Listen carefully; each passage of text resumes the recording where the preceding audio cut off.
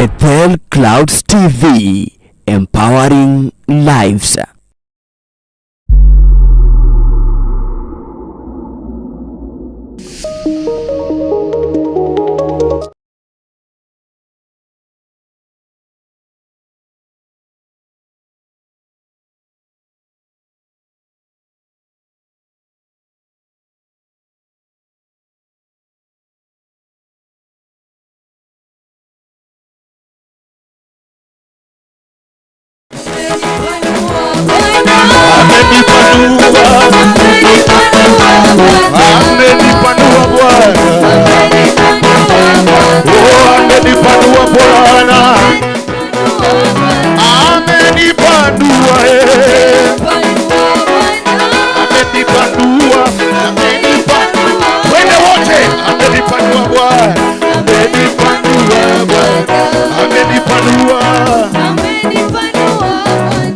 Amenipanua kwa miaka yangu yote. Oh Bwana amenipanua, Yesu amenipanua. Oh ni wewe Bwana, wewe mwenye uwezo na kukimbilia. Sioni ukisonga mbele, ni wewe mwenye uwezo. Oh ni wewe Bwana, ninakukimbilia Bwana. Oh ni wewe Bwana, oh nakukimbilia. Oh ni wewe Bwana, ninakukimbilia Bwana. Oh ni wewe Bwana, ni wewe mwenye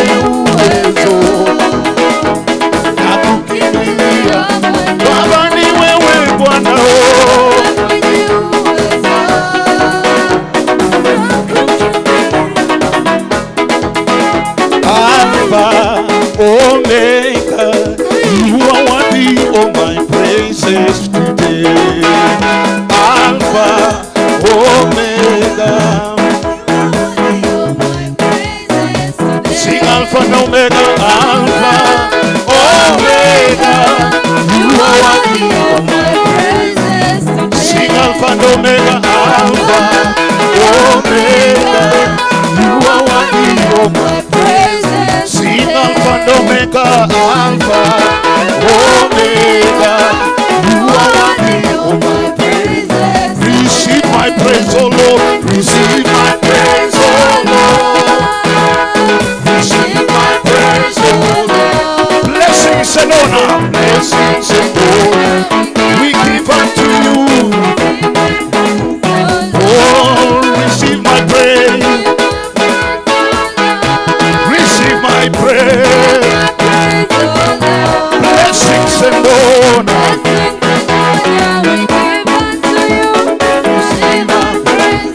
Receive my praise, oh Lord. Inua mikono, sema receive my praise. Blessings and honor. Receive my praise, oh Lord. Wapi shangwe na vigelegele. Thank you. Come, my sister. As Dawn takes a 1 minute, just relax hapo kidogo. Thank you. Why are you not able to sing? My voice. Your voice. Imepotea. Hebu imba kidogo nisikie. You stop that. Is it helping her? No. Hebu imba. Imba tu. Hallelujah. Thank you. I wanted to hear that. Say, my Father, I want to sing for you. I want to praise you. In Jesus' name. Imba. Ngoja baba. Nani na wewe? Hallelujah. Hallelujah. Wait. I want you to see the miracle of God. Huh? I want to see how God works. Yes. Mwambie Yesu, I want to praise you. Just praising you. Help me to praise you. Thank you. Imba. Wacha niondoe Don. Najua unaangalia Don unafikiria. Amen. Hakuna Mungu kama wewe. Hakuna Mungu kama wewe. Endelea. Hakuna Mungu kama wewe. Hakuna na hata kuwepo. Hakuna Mungu kama wewe. Hakuna Mungu kama wewe. Hakuna Mungu kama wewe. Hakuna na hata kuwepo. Hakuna Mungu kama wewe. Hakuna Mungu kama wewe. Hakuna Mungu kama wewe. wapi makofi ya Yesu yetu. Piga. Makofi ya juu. Ai. Jesus. Aya.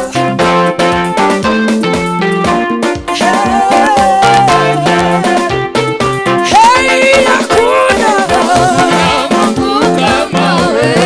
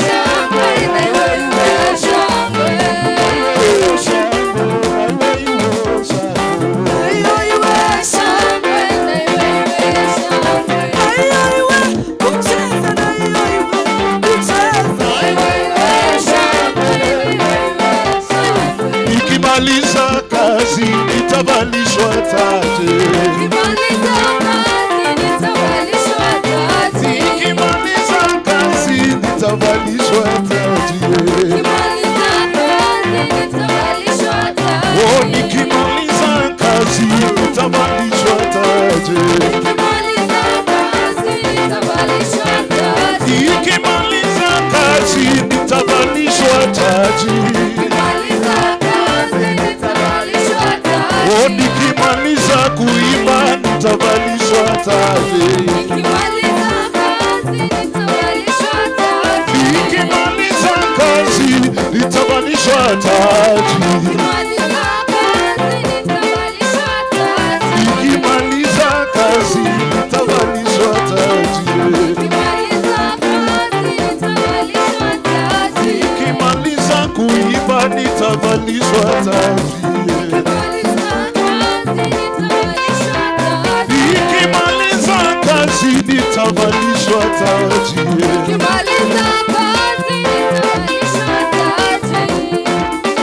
Mbali tumefika, tumeona mkono wako, ndiposa tunasema wewe ni Ebeneza. Oh Baba, oh mbali tumefika, tumeona mkono wako, ndiposa ninasema wewe ni Ebeneza.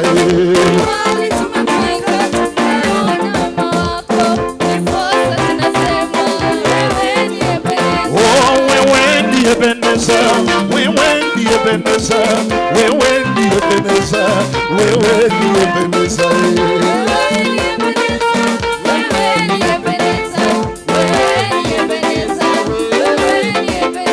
Cha kutumaini sina ila damu yake Yesu.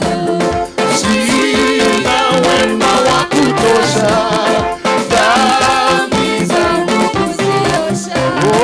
changu tumaini sina. Oh Baba, dhambi zangu kwake Yesu nasimama. Ndiye Baba, ndiye Bwana. Oh kwake Yesu nasimama. Ndiye Baba,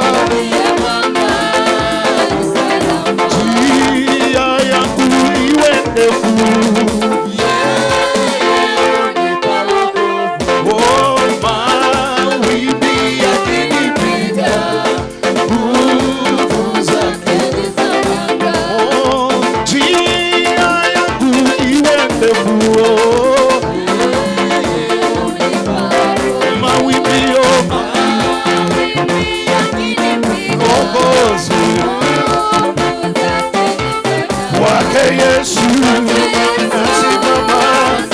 Ndiye Baba, kwake Yesu nasimama.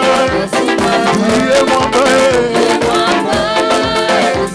kwake Yesu nasimama. Ndiye Baba, kwake Yesu nasimama. Ndiye Baba, kwake Yesu nasimama. Ndiye Baba, kwake Yesu nasimama. Ndiye Baba, nikitwa hukumuni,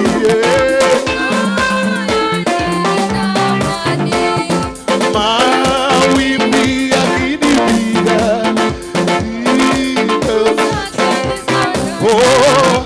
nikiitwa hukumuni, nikivikwa kinyage. Wapi makofi kwa Yesu, twende katika Yesu.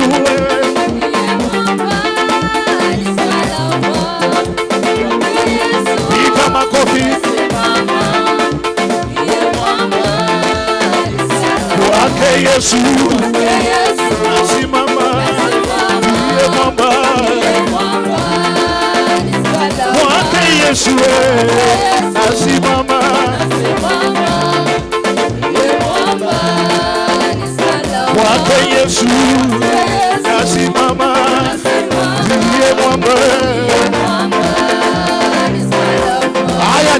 kwa Yesu, cheza kwa Yesu.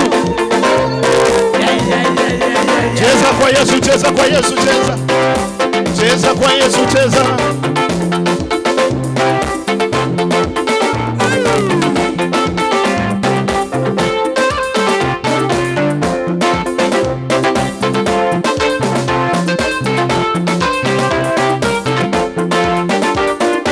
Wazee, cheza kwa Yesu. Hapo hapo hapo hapo. Wapi makofi ya aposto? Wacha tukasi kidogo. Katikia Yesu. Makofi ya aposto. Hapo makofi, makofi, makofi.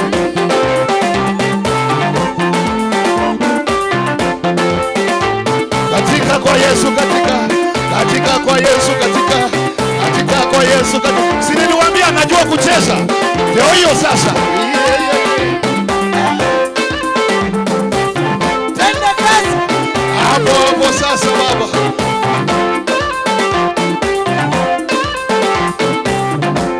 Hapo tu twende. Wa milele Mungu wa baraka ni nani? Wa milele Mungu wa baraka ni nani? Wa milele Mungu wa baraka ni nani? Anasumbukia maisha yangu, anasumbukia maisha yangu, anasumbukia maisha yangu, anasumbukia maisha yangu, anasumbukia watoto wangu, anasumbukia watoto wetu, anasumbukia maisha yangu, anasumbukia maisha yangu, anasumbukia kanisa letu, anasumbukia wachungaji wetu, anasumbukia maisha yangu, anasumbukia maisha yangu, anasumbukia maisha yangu, anasumbukia maisha yangu, anasumbukia maisha yangu, anasumbukia kanisa letu. Wapi makofi kwa Yesu? Inua Yesu, inua. Inua Yesu, inua. Inua Yesu, inua. Inua Yesu, inua. Inua Yesu, inua. Inua Yesu, inua. Inua Yesu, inua. Inua Yesu, inua. Inua Yesu, inua. Inua Yesu, inua. Inua Yesu, inua. Inua Yesu, inua. Hallelujah. Tulikuwa wabaya. Tumuinue.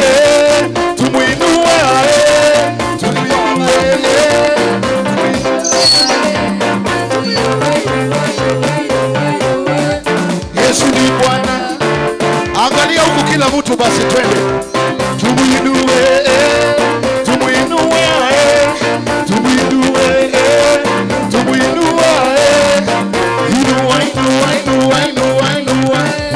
Yesu ni. Tubariki watu wa Molo. Bariki watu wa Molo basi. Bariki watu wa Molo. Tubariki. Tubariki. Tubariki. Tubariki. Tubariki. Bariki, bariki, bariki, bariki, bariki. Yesu ni Bwana. Wapi makofi kwa Yesu? Wapi makofi kwa Yesu? Timba lelu, timba tulubelu, seba na bebe. Timba lelu, timba tulubelu, seba na bebe. Patia mwenzako mkono kwa jina la Yesu. Patia mwenzako mkono kwa jina la Yesu. Patia mwenzako mkono kwa jina la Yesu. Patia mwenzako mkono kwa jina la Yesu. Yekelekele. Yekelekele.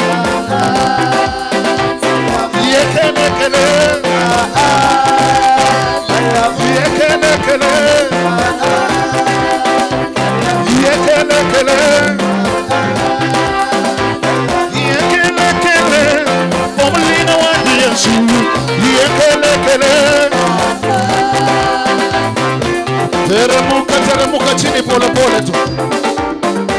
Teremuka, teremuka, teremuka, teremuka.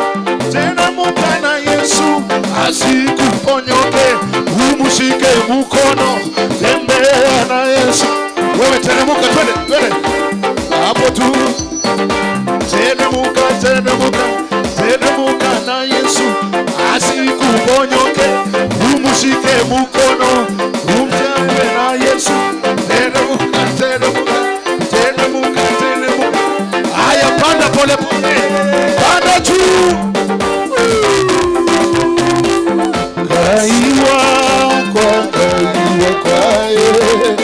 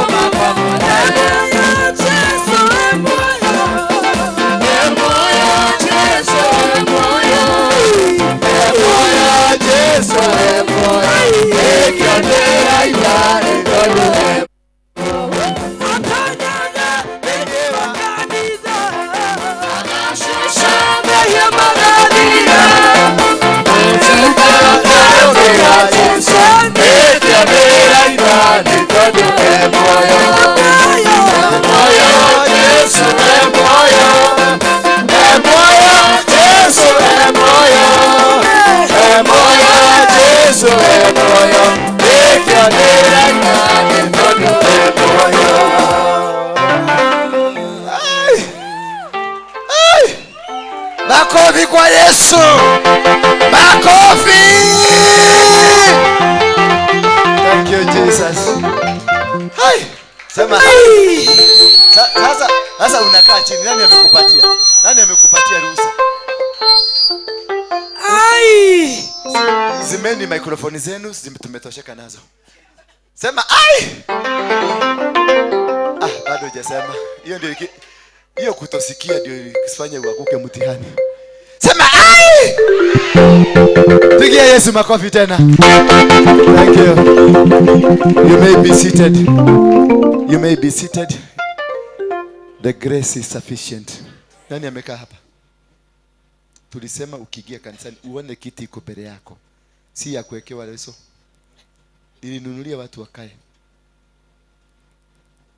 Mtu kama amebeba leso, hii leso ichukuliwe iwekwe kwa store na hii bagi. Sababu huwezi kuja kufunga kiti na bagi yako ama na leso toa. Asha. Hakuna acha kwa hii nyumba. Wachana naye baba. Enda. Tauza vitu za mama hapo anza kunini hapo. Toa. Mtu wewe Kuja wewe huko nyuma. Wewe kuja hapa. Wewe na wewe huko, wewe hapana. Mtu mmoja kwa nyumba, wawili wako nyuma. Kuja hapa. Hii mambo ya kuja kufunga viti na vitambaa zenu na mabagi ati ndio mtu asikuja kukalia. Hiyo Kiswahili tumejua. Hizi viti zikaliwe. Na ni order.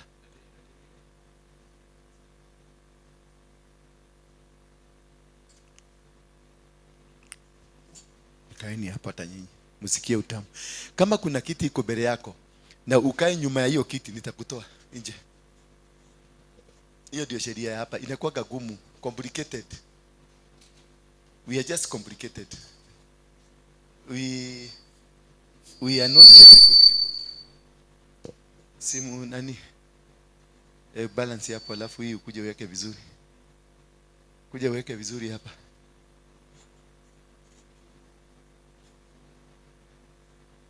Sogesha hiyo nyuma.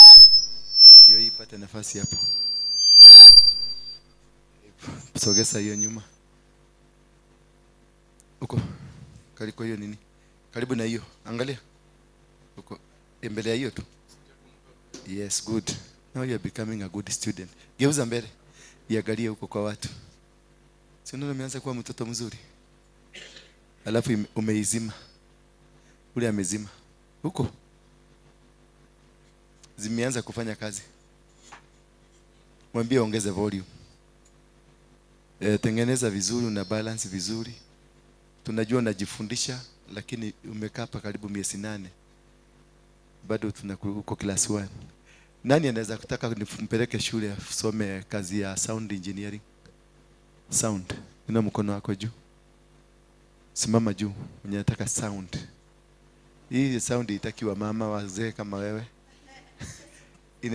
Inataka kijana barubaru ama msichana mdogo. Hapana, hutawezana na hii kitu. Hapana, hapana. I want a very young person. How old are you? 32. You can try. Na wewe? Ulinua mkono? Yeah? Na wewe, how old are you? 36. Hiyo umezeeka. Lakini tutakujaribu tu. I need you and you. Kuna mwingine hapa? Mgani? Miaka ngapi? 29. Uko 29? Okay. Uko mbele ya hao wote. Nani mwingine na wewe? 27. Simameni yote wale mmeinua, wale nime. Wapi? Hata Mtongani. Mtongani unataka kuwa na kosi ngapi? Yes. Wewe? How many are you? 1, 2, 3, 4, 5, 6, 7. It's a good number. Mutaniona after this. Yes, I'll pay for your school fees.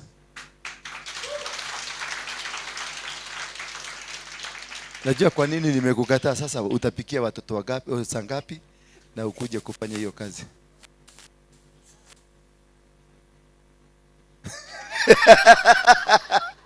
Na tunajua kujitetea.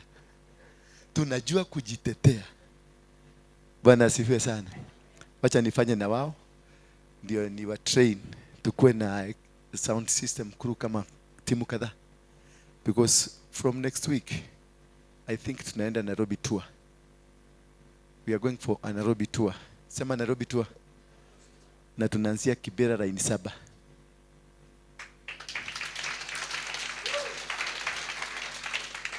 Tutazunguka Nairobi hapa. Tukimaliza hivi ni bendera tu tutachukua tu march. Twende. Ama si hatutaimba hiyo, tutaimba ile I am a soldier. I am a soldier in the army. In the army. I am a soldier. Turudia tena. I am a soldier. I am a soldier. I am a soldier in the army. I am a soldier. Kwa Wakikuyu, Demothigari. Demothigari. Demothigari. Demothigari. Na Kikamba? Ni musikale wayai, ni musikale wa mwiyai, ni musikale wa mwiyai, ni musikale ngumi. Na Kikale?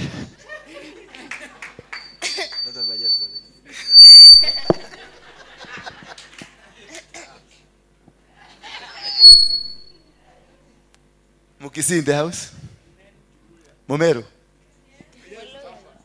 Akoro? Nabama Okoro? Unajua? Nani? Nimekuuliza wewe unajua? Wameru?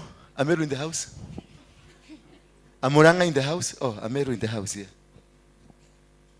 Demothigari wa Mulungu, demothigari wa Mulungu, demothigari wa Mulungu, demothigari wa Mulungu wetu. Wetu. Demothigari wa Mulungu wetu. Naogopa. Hawa. Anakuambia nikatie huyo mtu, unakata unarudi kumuuliza alikuwa amefanya nini. Niguo ako ndemera mtu sio. Unakata kichwa unaweka chini alafu unakuja kumuuliza amefanya nini. Makosa ilikuwa gani? Lakini ukipata huyu 12 years guarantee. Mama Mumeru. Ukiwa Mama Mumeru 12 years guarantee. Certificate ya guarantee unapatiwa. Hakuna makosa kwa nyumba, hakuna vita, hakuna nini. Lakini siku ile ubwa ama puda itachoka, ndio utajua hujui. Ndio utalipa gharama ya kutunzwa vizuri na unyenyekevu. Na anambatia ukimchapa hapa na kupatiaga hapa kwingine. Lakini siku puda itakuwa imesema nimechoka, utajua puda iko na maneno na meno. Bwana Yesu asifiwe sana. Haleluya. Mnaonekana mnatabasamu vizuri. Mudhuri wako. Kagura athia pia. Betehera hau. Tehera hau. Yaringera gutigite nyumba. Uyu munigene aje guthii uguo arathii uguo na aigeto gatagati. Aigeto wira uriku? Ate uma wira. No gutumite wira. Ati uma wira ni gukwirite ni athike barua. Acha ni gukwirite. Uma wira ri wero ikare hara gatagati. Unajua wewe unakuwa for example mzuri kwetu. Hasa mimi mtu kama mimi. Mimi ni senior bachelor without direction. Sasa mimi najivichaga na wewe. Ndio natakaga uonekane hapa. Wasiseme ate hiyo kanitheo no masigo mekuo gotiri andu ake uko gatuhumbagire ugetagia kanyamu kanini ndu akuru tuhumbira mutumia aku niki ureka hau we uma hau toka hapo we na we toka enda pale we toka duka pandi duka huko kuja huyu wadiko kuja Alex we na bibi yako kana bibi hapo kasaidii ingine we bibi kasaidii mkikaa mabibi wawili hapo mtasegenya hawa wazee kaa hapo kado we kaa hapa ni wakali nikiongea Kikuyu nawaambia hii nimesema nini sasa huyu ametoka huko Eldoret akatorokea Nairobi sasa tunataka wasee kama wewe mbili murudishe mtoto nyumbani. Bwana Yesu asifiwe sana. Yes mami, how are you? We are matching. You look handsome. Yes, you look very handsome. Yeah. How is London? Kuja leta microphone hapa tusikie maneno ya London. London City. Yawa. Umete London. Oko kwa kuwakinya huko. Utile microphone. Buju. Unajua siku 4-5 sijakuona hapa.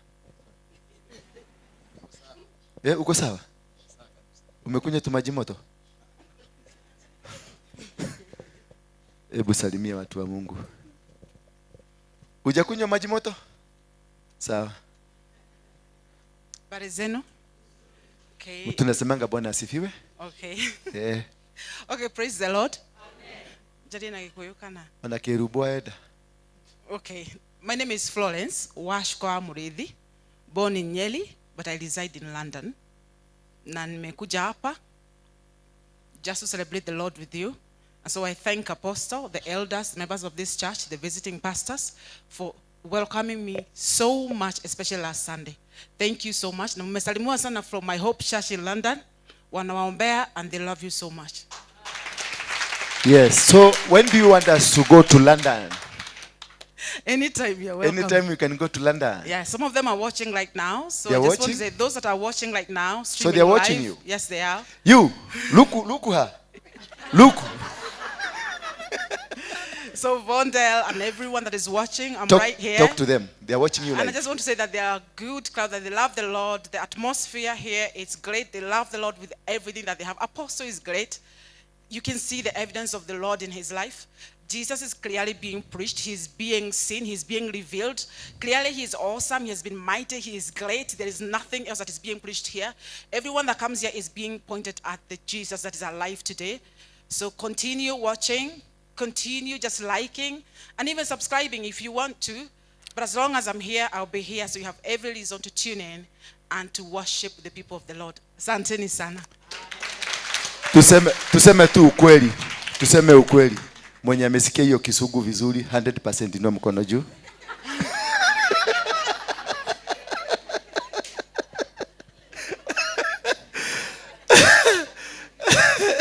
Karago. Okay, wanyita.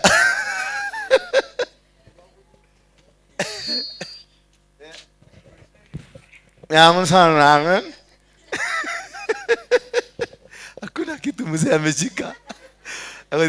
Agodikoria mama. Uiguire augate. Bwana asifiwe sana. There is another lady, a good lady, a very handsome remade lady. I saw her there. Yes. How are you? Sasa Buju, tangu wede.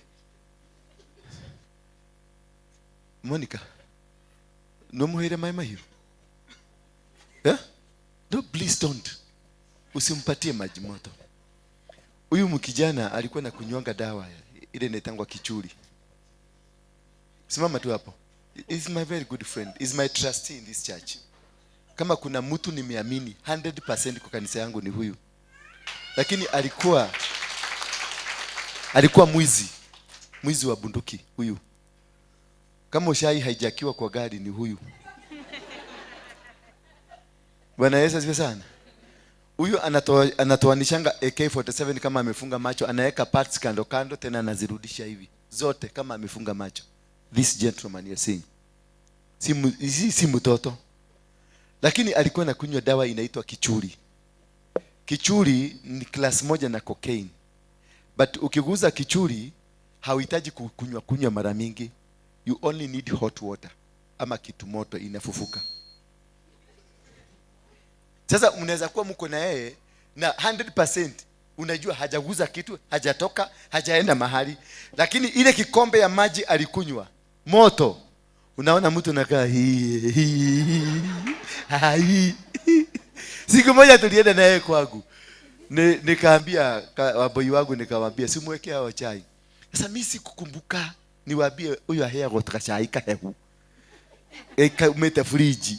Sasa yeye alipatiwa chai moto. Mpaka nikamkuta na kasufuria akipoesha. Lakini alikuwa ameshachapa sipu tatu peke yake. Sasa nilimkuta TV imefungwa, haioni kitu, lakini alikuwa na dance.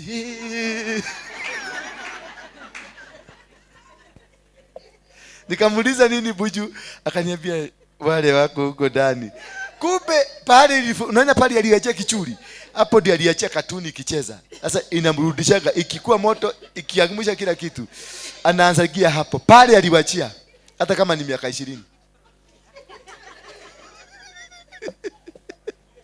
Ni continuation. Tena ukimpose, pale umemposia. Sasa ukikuja kwangu najua utaleta vitu vingine. Ishaisha. Imepunguza. Na bangi? Kutulia imetulia. Lakini inaweza fufuka. Is my best friend.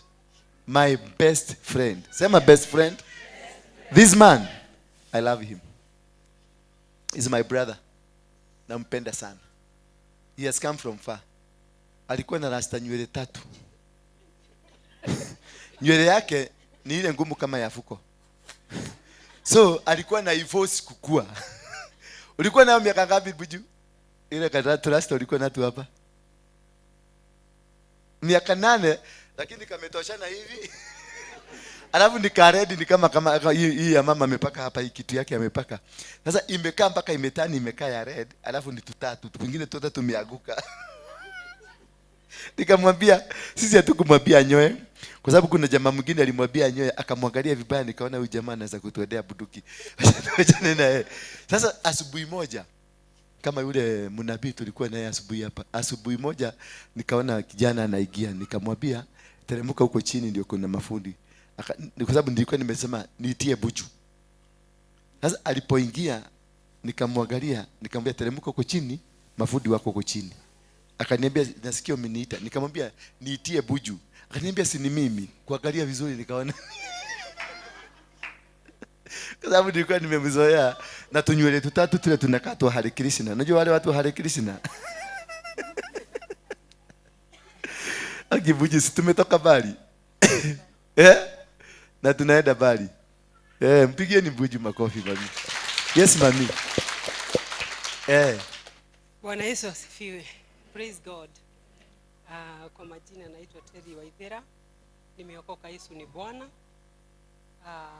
Mimi naishi karibia, kaweka mkiki tu karibu na mdomo. Naishi Mombasa. This is my mother. I come to visit her every time. But when she told me that she fellowship with the great man of God, anointed man of God, Pastor Waruinge, I decided to come. That Sunday we came here and we were so blessed.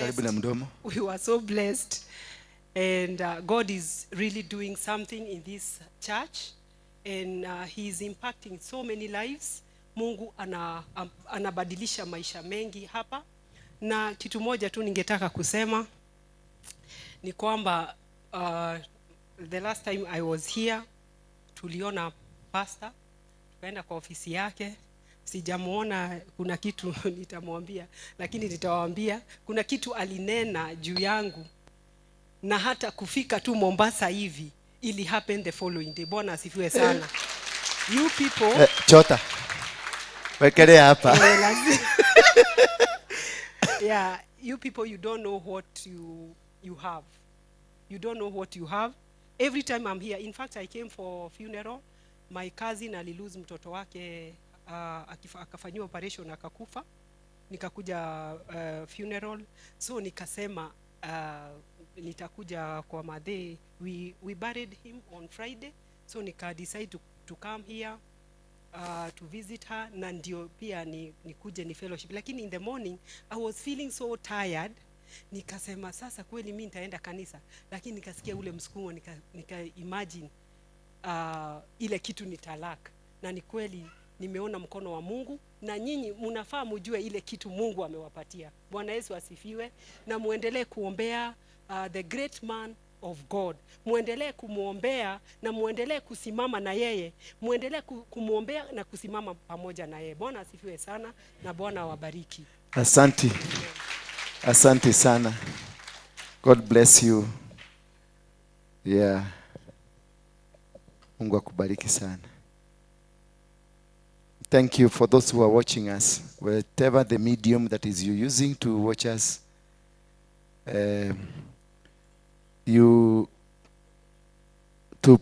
Inaitangwa kwa nini? Kusubscribe kwa Bethel Clouds TV. Tumesikia. Subscribe to you kwa YouTube page yetu Bethel Clouds TV na ushare. Just help us to share. Inaendelea vizuri. Alafu tuna ile yetu ingine ya Kikuyu. Thigira wa Dora. Bwana Yesu asifiwe sana. Thigira wake? Yeah. Hiyo nayo pia tunaendelea vizuri. Tumekuwa na various discussions za Kikuyu. Hata round hii na watarajia mkuje. Kujeni. Tutakuwa tukizungumzia kuhusu the boy child. Bwana Yesu asifiwe sana. All this time mpaka kesha tutakuwa tukizungumzia the boy child. I want you to come, more especially you young people. On Thursday I want you to come. Join to discuss. Huyu wa Shakahora ukuje to discuss. Utuambie ni watu wangapi. Juzi uliniambia ulizika watu 800 huko Langata. Ni kweli? Wale wamekataa kuchukuliwa walikuwa wazee ama watoto? Wazee. Kuna wazee ama ni mostly young people? Young people. Aliniambia 800 wamekosa watu wao, wamezikwa. Alienda na kiroli wakamwaga kitipa tu, wakamwaga huko, na it's young people. So I need siku hiyo wazee that's the mutigoke ni moigwa tukaria tugakorona na kiaya. Nataka young people to discuss, ndio na mama na wamama, young mothers, all you the mothers come na baba. We want to have candid talk. Tuulisane ni wapi maneno ilipotelelea. Tuulisane what can we be able to do. Ndio hiyo wiki nyingine sasa nikuwe na wababa. Niwaambie watoto waliniambia nyinyi ndio mnakuaga visirani. Wewe mutikanoke ciari. Ndenda gukadiri na ciana nigetha mamushuke. Nigetha ikegere mugoka ndimwirera murashukirwo. Yeni tumenya no uhitetie na no utahitetie. Mesikia? Jane, siku hiyo na wataka nyinyi yote. Hata wewe mami. Hata wewe. Hata wewe. Hata wewe. Wacha kuoga kama umekasirika. Stress najua zimeisha. Kwa hivyo I want youth vijana na wasichana on Thursday saa 3 asubuhi you'll be here, and young men na wale watu kama sisi hatuna mabibi. So tuwaze kama ama labda ni tabia yetu mbaya. What happened? Twaguthiruha. Twarigirwo ni ithaha. Wanyabura kana tigo ni hatwarigirwo ni ithaha. Sorry. Utakuwa you be one of the participators. Yeah, na wewe ukuje. Na wewe ujiandikishe. Nataka wale watakuja in a panel of few. Nataka mujiandikishe because I want to have the number. Kuna kitu nitakapokuwa nikifanya siku hiyo. Thank you very much. Na nyinyi wanakwaya na nyinyi mkuye. Nyinyi kwaya ama ni praise and worship? Kwaya na praise and worship tofauti ni nini? Si nyinyi ni waimbi? Ni waimbi? Si ni waimbi? Wote ni waimbi. Morning we were discussing about what? Tulikuwa tunazungumzia nini? We were inheriting our destiny. Did we inherit our destiny? Now, yeah? Did we inherit our destiny? Kuna mtu mwingine hapa anasema no.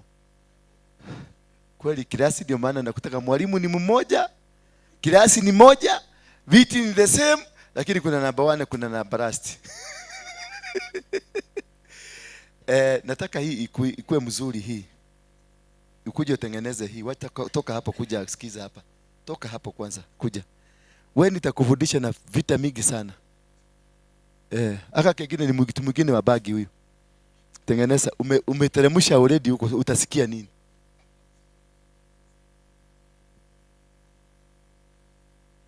Niongee. Hakuna.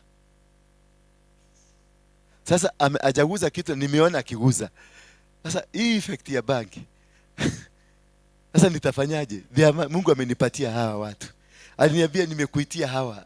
I have to work with them. With the difficulties. Unaona umesikia anasema ajaguza. Mimi nimemwona akiteremsha. Na anambia mimi mzauza kitu kulingana sasa iko juu. Najua kuna joto sana saa hii. Iko juu. Wewe hata ukikuwa na kijana yako wa bangi, wa madawa niletee. These are the people I love. These are the people I walk with. Nyinyi mnakaaga biguni edeni huko. Mtuachieni hii dunia. Sasa padisha juu pale. Hai kidogo. No ulitika ndo kamake. Thank you. Pandisha tena kidogo. Tena hapo. Achia hapo sasa. Na sasa toka. Toka sasa. Usiumesikia? Sasa toka kuja hapa. Kuja kaa karibu na hawa wazee. Chukua kiti ukae hapa. Usikae huko nyuma. Chukua kiti ukae hapa. Mtafutieni kiti. Hata aoni. Kaa hapa karibu na mimi. That is how to live with these men. You must train them as you show them love, and sometimes you become tough. These are best brains. Best brains that you can. Huyu ndio walijenga na huyu wengine ndio walijenga hizi vitu. Na hizo bagi zao tu. Wanakuambia kamonene twabe tukinyana haha tugure kashuma kage. Sasa na akirudi hakuna kachuma narudi nako. Kumbe walikuwa wameenda kucharge. Ideas zichomoke.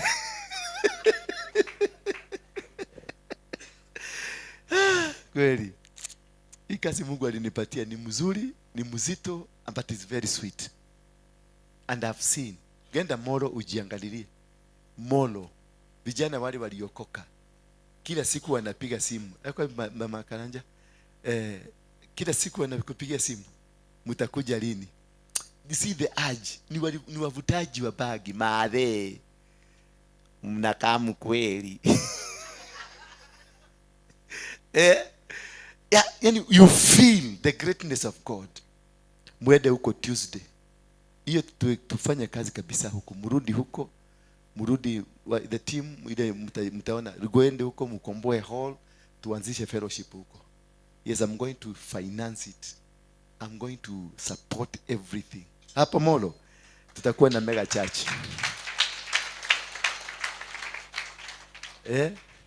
Alafu tutakuwa na hawa wengi wa bangi wanakuambia sasa tunaenda kuongea na Sir God.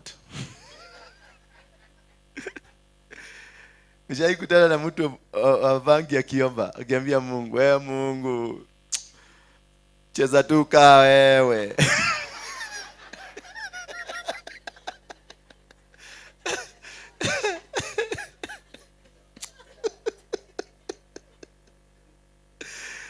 Hii dunia hii taama.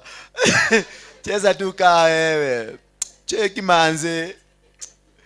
Kanika unienge tunakuma.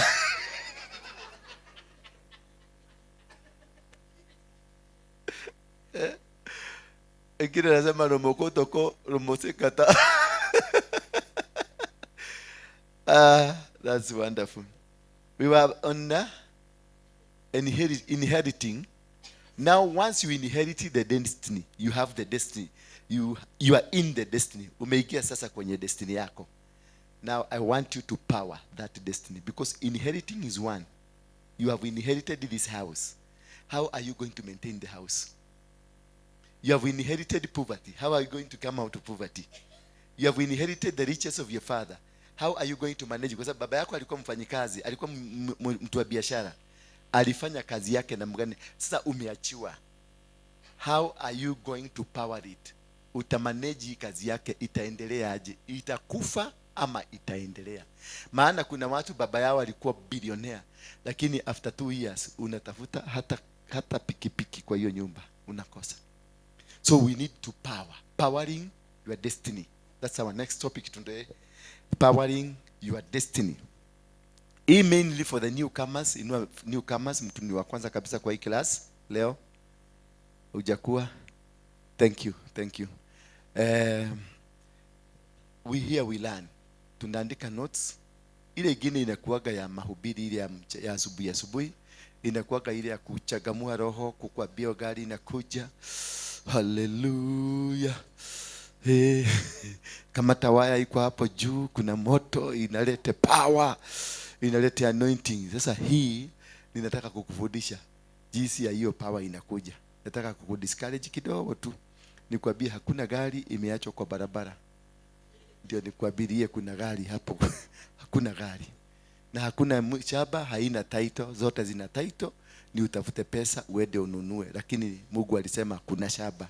Lakini ni uende ukatafute pesa ndio ununue shamba. Tumeelewana? Hakuna kitu ya bure dunia hii. Na hakuna kitu ya miracle. The miracle is the capacity or capability to do the will of God, to do the service, the capability.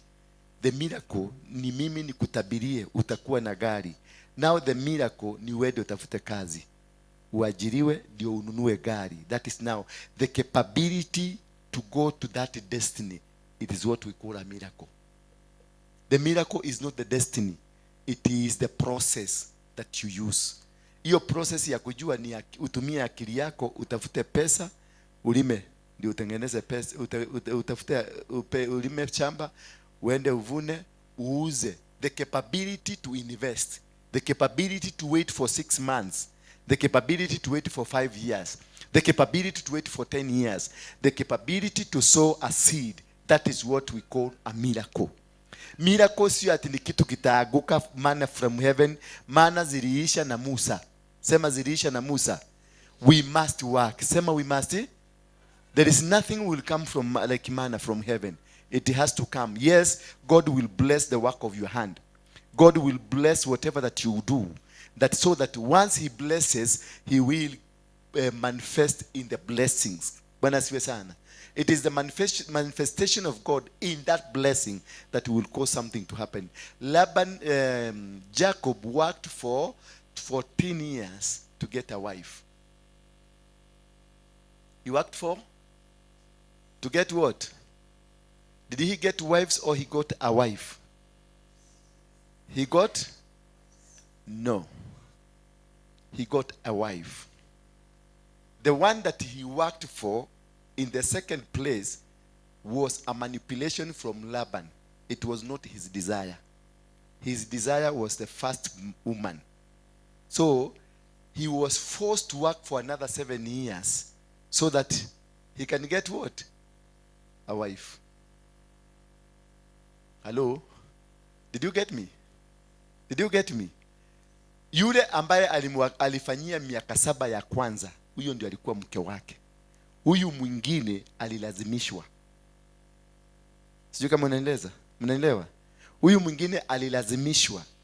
So he had to work for the first wife, yule ambaye alitamania, ndio aoe yeye, akabidi achukue huyu. Ndio achukue huyu. So the initial working, he was not working for the one that he was told to take. He was working for the one he desired to take.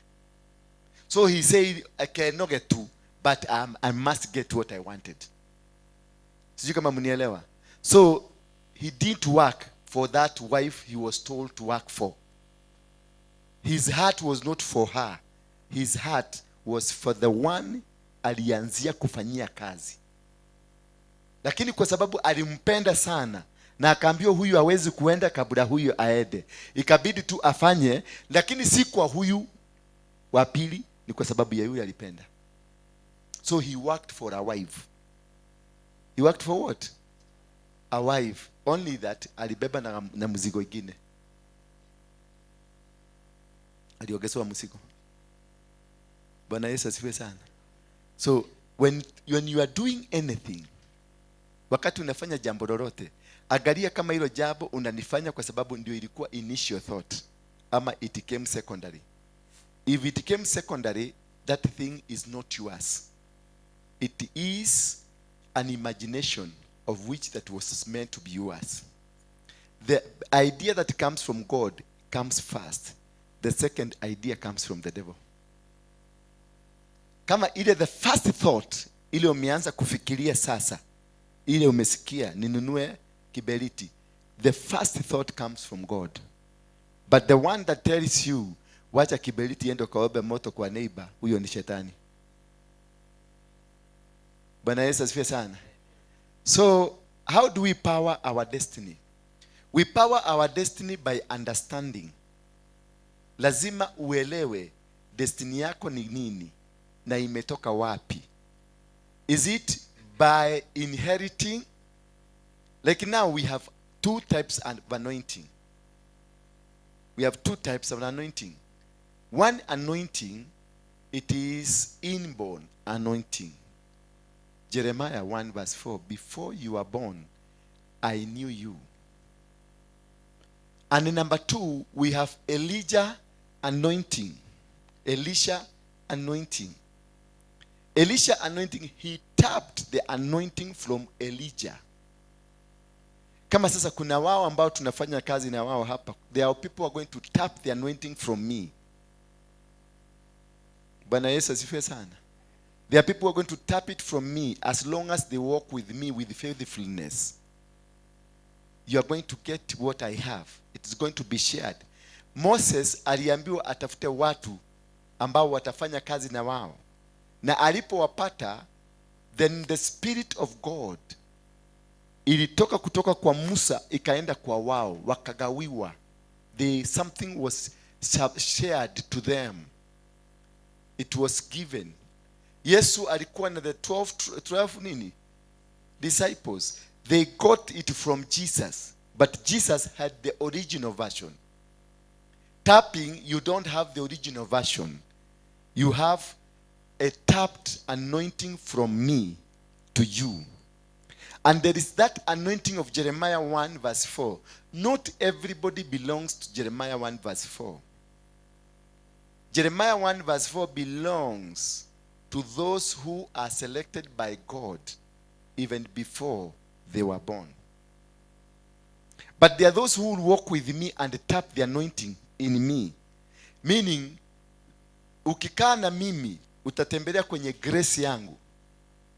Na utakapotoka hapa kwa sababu umejua kuhubiri sana, na umejua kuimba sana, na umejua kuasha sana, wakati utatoka kwa hii kanisa, ufikirie umepasua kanisa uende nayo. Kule utaenda utakaa 6 to 1 year with that church. 6 maximum 1 year with that grace yangu. Lakini eventually hiyo kanisa itafungwa. Because you are not walking in the grace and you have no blessing of that grace.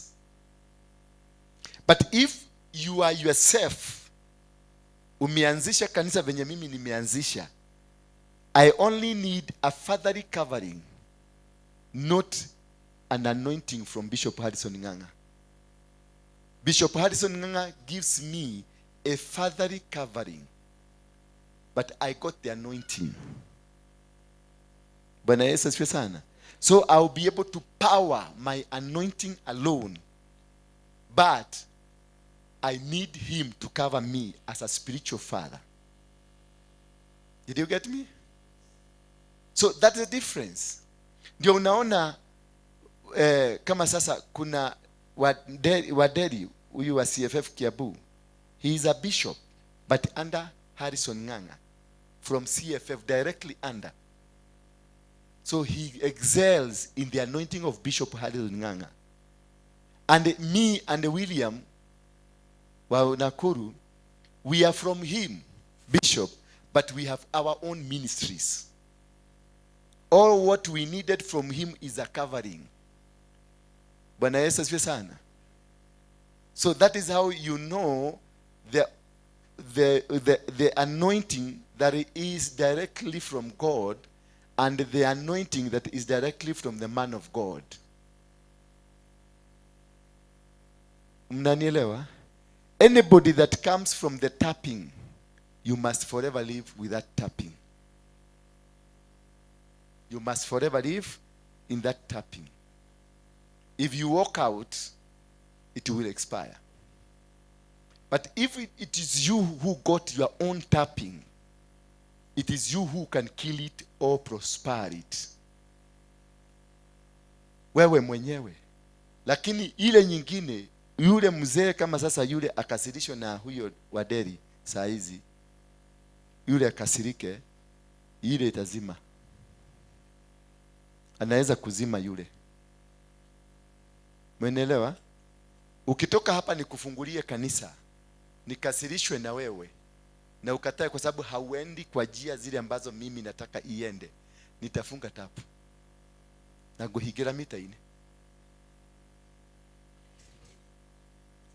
Na utahangaika tu kifikiria huko, na utaanza kungangana, ungangane, utangangana mpaka ukue dry kwa sababu nimefunga. Hiyo mngangano ni ile maji imebaki kwa mfereji. Unaona mfereji iko weti, kuna tumaji tunaanguka tony, itaenda mpaka ikauke, ianze kutoa mchaga ya bread. Sasa hapo ndio unaendaka kununua zile za wagaga ndio ujisustain. Bwana Yesu asifiwe sana. Tusome kitabu cha 2 Chronicles chapter ni 15 kutoka mstari wa 12. Chapter ni 15 mstari wa 12. Then they entered into a covenant to seek the Lord God of their fathers with all their heart and with all their soul. Nani amekwambia uingie hapo? Toka. Simuona? Emotiona leo. Dirana kana to. Kaa hapo, usitoke hapo. Then they entered into a covenant to seek the Lord God of their fathers with all their heart and with all their soul. How do we power? Namna gani tunaweza kuendeleza na kuipatia nguvu urithi ambao tumeupata? Bwana Yesu asifiwe sana. We got the inheritance. How do we power it? They entered into a covenant. Rudi tu pale. Enda tu. Enda tengeneza. Enda tu kaa hapa. Lakini usiguze hizi. Angalia. Guza tu computer, usiguze hii. They entered into a covenant to seek the Lord, the God of their ancestors, with all their heart and with all their soul. That is how to power your destiny. That your destiny must be having a covenant, must be put into a covenant. It is a covenant.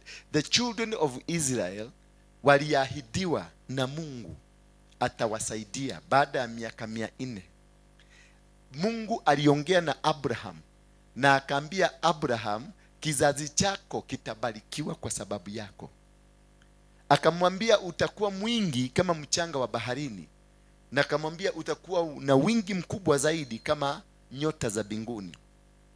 So all the children, wana wa Israeli, walipoenda into the future, into the inheritance of what God promised them, they sought to have a covenant with the promise of God to their fathers.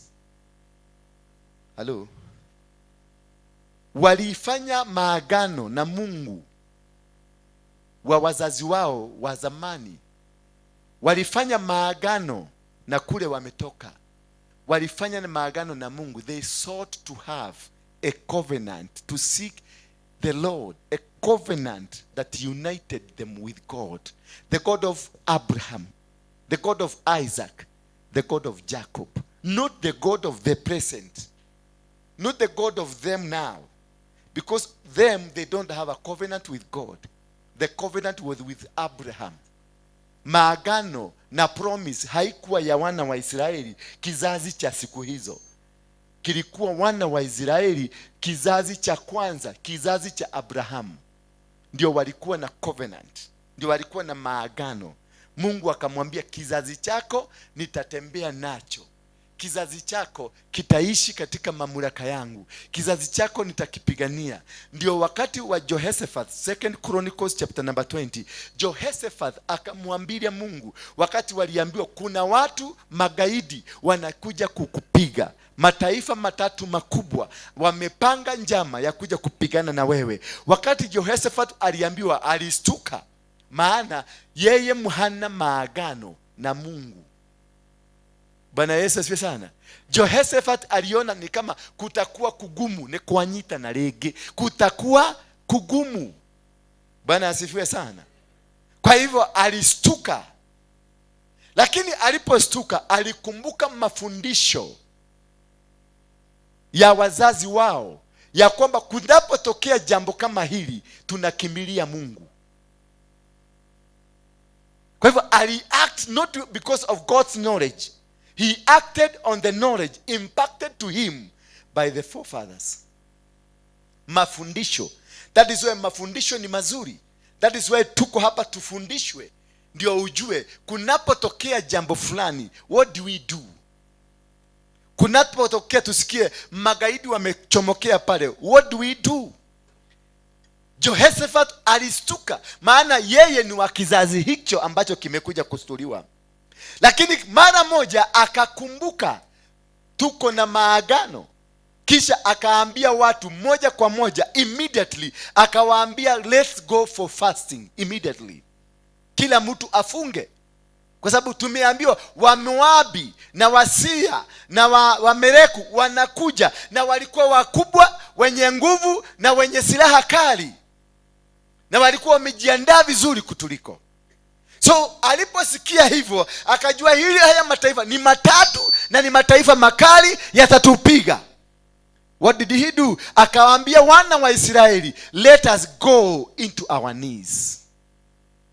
That is how you power your destiny. Bwana Yesu asifiwe sana. He never told them go prepare for war. He never told them go and arrange for a military outfit.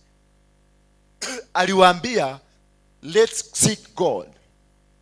Wakati Daudi alitoka kwenye vita, akakuta wake wamechukuliwa, watoto wamechukuliwa, ng'ombe zimechukuliwa, mbuzi zimechukuliwa. Huyu jamaa alilia, because kule walienda walipigana vita zilikuwa za Mungu na walishinda, only to come back to find everything that belongs to him has been taken away. So he cried. Alipolia baada ya kumaliza kulia, na kila mtu alilia, na kila mtu accused David. It is like you had a plan to destroy us. Everybody accused him. Everybody spoke against him. So immediately Daudi alipomaliza kulia, hakuenda kupigana, hakuchukua silaha akapigane. Aliitisha vazi la kimadhabahu, akaingia kwenye chumba chake cha madhabahu, na akauliza Mungu, ni vizuri nifuate hawa watu? Naye Mungu alafu kisha alipouliza akatoa dhabihu, akatoa sacrifice, akatoa dhabihu ya kuteketezwa. Wakati wowote unauliza Mungu swali, unamuuliza kupitia kwa dhabihu ya kuteketezwa. You don't ask God a question empty-handed. Why God? Why me? He will not listen to you. Alitoa dhabihu ya kuteketezwa, akaingia kwenye chumba chake cha maombi, akalivaa vazi la kimaombi, kisha akatoa dhabihu na akamuuliza Mungu. Naye Mungu akamwambia, kwa sababu ya ile dhabihu, akamwambia wafuate na utarudi na watu wako na hata vitu zao. Kwa sababu ya nini? He has powered his prayer by a sacrifice. Umenyaganywa mali yako, umenyaganywa vitu zako, umenyaganywa pesa zako. You don't come empty-handed because his pesa zimeenda. You come with a sacrifice of the same. Kama ni pesa, kama na sacrifice ya pesa. Njoo kwenye madhabahu hii, itisha pesa zako, uliza Mungu, is it right nizifuate? Mungu atakujibu baada ya kutoa the sacrifice. Jehoshaphat walipowaambia waombe, walirudi kwenye chumba cha maombi. Daudi alirudi kwenye chumba cha maombi. Jehoshaphat walirudi kwenye chumba cha maombi. Kisha akiwa ndani ya maombi, Daudi ndio alimuuliza Mungu, ni vizuri nifanye hivyo? Lakini alimwambia, Bwana Mungu, wewe ulikuwa na Abrahamu, wewe ambao ulikuwa na Jacobo. That is what David did. Naye Jehoshaphat alipoingia kwenye chumba cha maombi, wali fast for 3 days. Kisha baada ya kufast wakainua dhabihu, wakatoa sacrifice. Baada ya kutoa sacrifice ndio alianza kuzungumza na Mungu, na akamwambia, Mungu, wewe baba wa Abrahamu ambaye ni rafiki yako. Mungu, wewe baba ya nani? Abrahamu ambaye ni rafiki yako. He reminded God of the friendship of Abraham and him. Alimkumbusha. Kuna point lazima ukumbushe Mungu. Akamkumbusha Abraham. Abraham is your friend. Kisha point number 2, akamwambusha Mungu, hii nyumba ambayo tuko sasa hivi, hapa ndio tulikujengea. Na tulipokujengea, ulituahidi tukikuja kwenye hii nyumba tukuite, utatuitika. Bwana Yesu asifiwe sana. Na makiwa hapo, kisha akamkumbusha mara kitu ya 3, wewe Mungu ndio ulitukataza tusipigane na hawa watu. Tulikuwa na uwezo wa kuwamaliza, lakini you asked us, ulituuliza tusiwamalize, maana ulisema una uwezo wa kuwamaliza. So he never did according to him. Jehoshaphat, he never did it. Hakufanya ni kama yeye ndio ako na nguvu. Aliregeshea Mungu nguvu zake zote.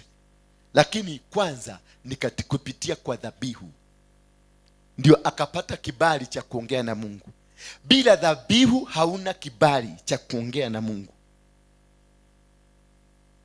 Bila dhabihu hauna kibali hata kidogo.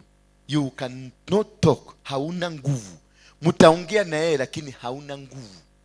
Hauna kishawishi cha kumshawishi ashawishike. So baada ya hivyo Jehoshaphat kuomba na kumzungumzia Mungu, baadaye Biblia inasema naye nabii wa Mungu anaitwa Jezael akakuja na akawaambia, Mungu amesikia maombi yenu. Mungu amesikia malilio yenu na anaenda kuwabariki. Hapo ndio Biblia inaendelea kusema ya kwamba akasema, mtii na mheshimu Mungu wenu na atawapatia msingi thabiti. Na mheshimu manabii wenu na mtafanya nini? Mtainuliwa. You shall prosper. But God will lay for you a foundation. He will establish you. God establishes you. But prosperity, kukua kwako, kunawiri kwako, is anchored in the prophets. So which prophet are you under? That is why prophets that you are under are more important and are very powerful, that they can prosper you or they can destroy you. Naweza kufunga kazi yako na maisha yako forever. Nabii ambaye uko chini yake ako na mamlaka hiyo. Kinywa chake nikifungua hivi nifunge maisha yako, nitayafunga na utahangaika forever, because the prosperity of anybody is anchored on the prophetic word.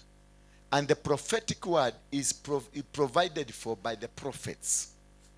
So, and only the prophet that you are under can prophesy.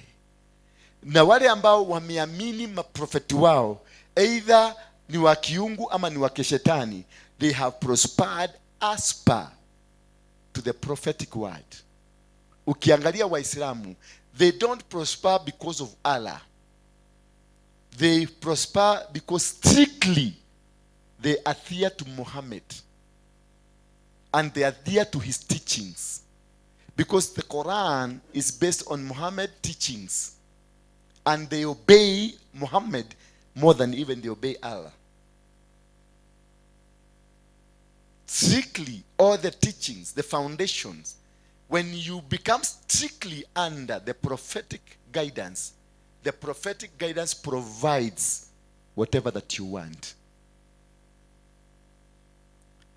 For those who are under Aga Khan, Aga Khan is also a prophet according to Ismailia. All those under the Aga Khan, they have their foundation that has made them to prosper because of they are anchored on a prophetic mission or words. So your prophet is very important for you to prosper. But the foundation on which you are anchored is provided for by God. Leo ninawafundisha vizuri? Na ni kwa nini mnakaa mume? Nikusikiliza? Yes, thank you. So, Jehoshaphat, Jazael came and told them that waamini Mungu wao na waamini manabii wao. Kisha neno la Mungu likakuja, wakaambiwa watayarishe a praise and worship team, wasitengeneze silaha, wasitangulize jeshi lao, watangulize waimbaji wao. Maana already God has been reminded 3 things. He was reminded of a friendship that he had with Abraham. He was reminded of the altar that they built. And he was reminded of the promise he had with the children of God. So through those 3 things, they powered their destiny. Then God took over na akapiganisha maadui bila wao kukuja into this land. Because he remembered, I have a promise with these people. God is a respecter of his promises. He will only act on the promises, not because of you, but because of the people that were ahead of you. If your father or your grandmother or your great-grandmother was a beneficiary of a promise of God, it doesn't matter wewe venye unaishi. It doesn't matter how you live. That is why you find kuna watu, kuna familia ambazo they are very immoral, but they are very successful. Not because of them, because their great-grandfather was a patriarch, was a person that was with God, and they had a promise of God. So the promise of the great-grandfather ndio imepropel this family. But once you look with them, hakuna mmoja wao anaendanga kanisa. Na nyinyi nyote familia mzima ninyi watu wa kanisa, lakini mmeajiriwa kukamua ng'ombe kwao. Because there is a prophetic guidance from the great grandfather ndio imekuja. And that is why that great grandfather ndio kama alikuwa mganga. Bwana Yesu asifiwe sana. Nyinyi familia yenu will be projected and propelled through the energies and the powers of uganga in the family. Ndio nakutanga familia iko wa pande moja, unakuta kunao ni watu wa kanisa kamili, na upande ule mwingine ni watu ambao ni wachawi. One family, it is divided into 2. Because this part that is divided imechukuliwa is anchored on the platform ya kiuganga. And this one other one imekuwa anchored on the platform ya Mungu, lakini hawana nguvu because they don't have a backing. The backing haingine wako nao familia yenu ambao ni wachawi na wamenawiri sana, because the grandfather who is their backing alikuanga muganga. Lakini nyinyi ambao mumeokoka, you don't have a proper backing. Umeokoka lakini miguu yako imekaa hivi. If you stood into the backing of Jesus Christ, you will win battles, because now you connect yourself. But this can only happen if you break, uvunje madhabahu ile ya kwenu, ujishikanishe na madhabahu ya Mungu. Ndio ile madhabahu ya kwenu itakuacha. Lakini kama hautavunja, uokoke, lakini hautavunja madhabahu ya babu yako, bado utakuwa unatumika nusu kwa babu yenu na nusu kanisani. Meaning wao wengine ambao wanatumika moja kwa moja kwenye madhabahu ya babu yao wako na nguvu kubwa kukuliko wewe. Utaishi kubaki Jesus power. Fire is on you. Fire is on you. Wanamalizana nao ukitoka pale kwa mlango. Wanakwambia sasa sema fire is on you. So until you are able to disconnect the line hiyo ya babu yako ambayo ni ya uganga, ndio uconnect kwa line ambayo ni ya Mungu, you will still operate under Hawa. Kwa sababu Hawa wako na nguvu, wako na backing, wako na yule ambaye wanamtegemeza. Wana wa Israeli mpaka saa hii, they are powered by the Abrahamic promises, the Abrahamic anointing. Whatever they do, they go back to Abraham. They remind God of what he promised through Abraham, not through anybody.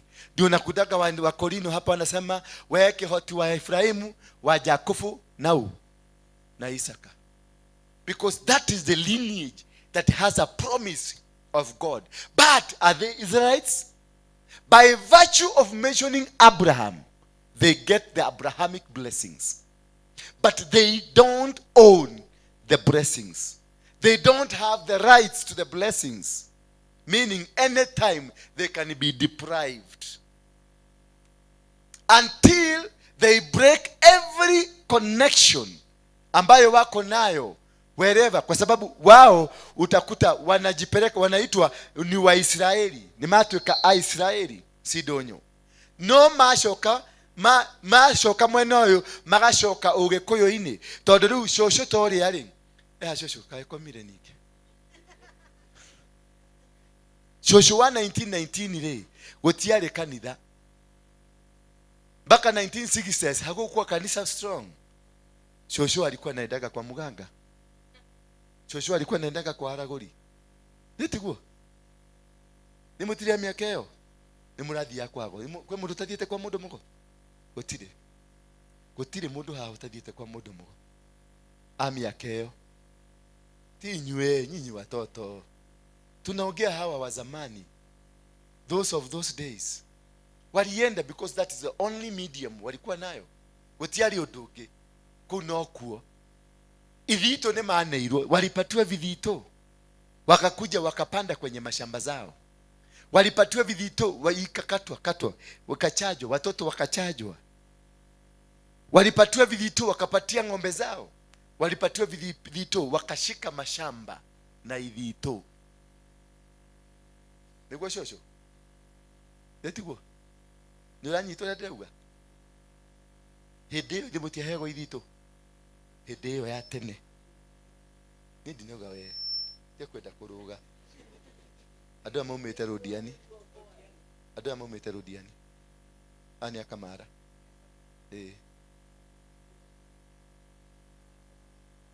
Newe komanda.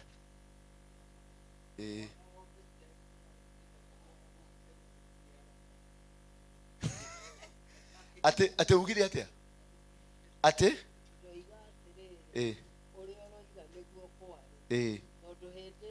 Gotiare kanitha. Kanitha wale independent Catholic na PCA. Alafu ona acio no mathia kurongoreria ngai icio. Acio ya PCA? Ona Catholic. Even today the Catholic are worshiping that miungu.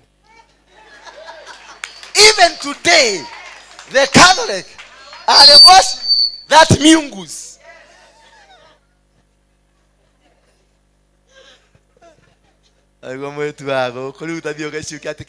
This is old mama. Remove this mama. Who is the mama? Mesikia? Hawa wote walienda kwa waganga. Not because they had an alternative. Hata walikuwa PCA na Anglican na Catholic. But walienda kwa waganga. So what is in their family? Zile vitu walipatiwa na waganga, waliambiwa nenda ukazike kwa shamba. Waliambiwa waende wakafungilie kwa nguo zao. Waliambiwa waende wakamwage kwa compound. Waliambiwa waende, ndio ng'ombe isiibiwe na hawa. Waliambiwa chukua hii gethito kwenda ufuga ng'ombe isiende. Huyu akikuja ng'ombe inageuka inakuwa simba. Naye hawa walikuwa na gethito yao, wanajua wale wameweka gethito. Nao walikuwa na gethito, anakuja anamwagilia ng'ombe. Akishika ng'ombe mkia hivi inanyorosa. Si ni kweli? Hawa walikuwa naiba, hawa wanaibaga na hiyo kitu.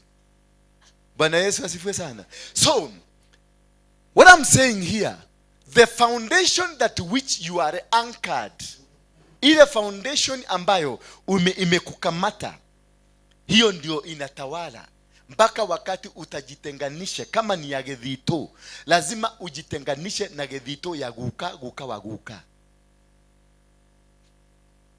Sasa nyinyi mnasema hamujaenda, lakini guka yako alienda.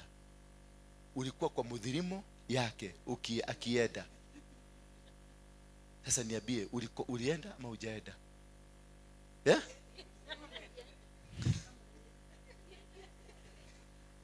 Ulikuwa kwa mudhirimo hapa akienda kwa mganga. Umeenda kwa waganga, hujaenda? Yes. Mulienda. So until lazima uvunje hiyo madhabahu ndio uweze kukua. Sasa uko na madhabahu ya guka ambaye alikuwa mchawi, na uko kanisani wewe ndio unaongoza kanisa. Sasa ukikanyaga madhabahu kama hii iko na mambo ya kiroho, ile roho iko ndani yako inalipuka. Unaanza kurukaruka huko. Watu wanafikiria ni roho, kumbe ni ugaga inakurusha juu. That is why the Bible says, test every spirit. Sio kila pastor ni pastor. Sio kila nabii ni nabii. Sio kila apostle ni apostle. Naweza kuwa ni apostle lakini mimi ndani ni mganga. Kulingana na spirit ya guka. Bwana Yesu asifiwe sana. For you to have a powerful destiny, you must be able to disconnect from the previous destiny. About destiny is anchored, is directed, it is propelled. When Jacob was about to die, aliita watoto wake wote, akawaambia njooni niwaelezee siku zenu za usoni venye zitakuwa. Hakuambia siku leo venye kutakuwa. He prophesied about the future. And akamuita Reuben, akamwambia Reuben, wewe you are my mighty. When weke hinya wakwa, wanake wakwa. When we onini wakwa. He praised him. But last, he produced a bombshell. Because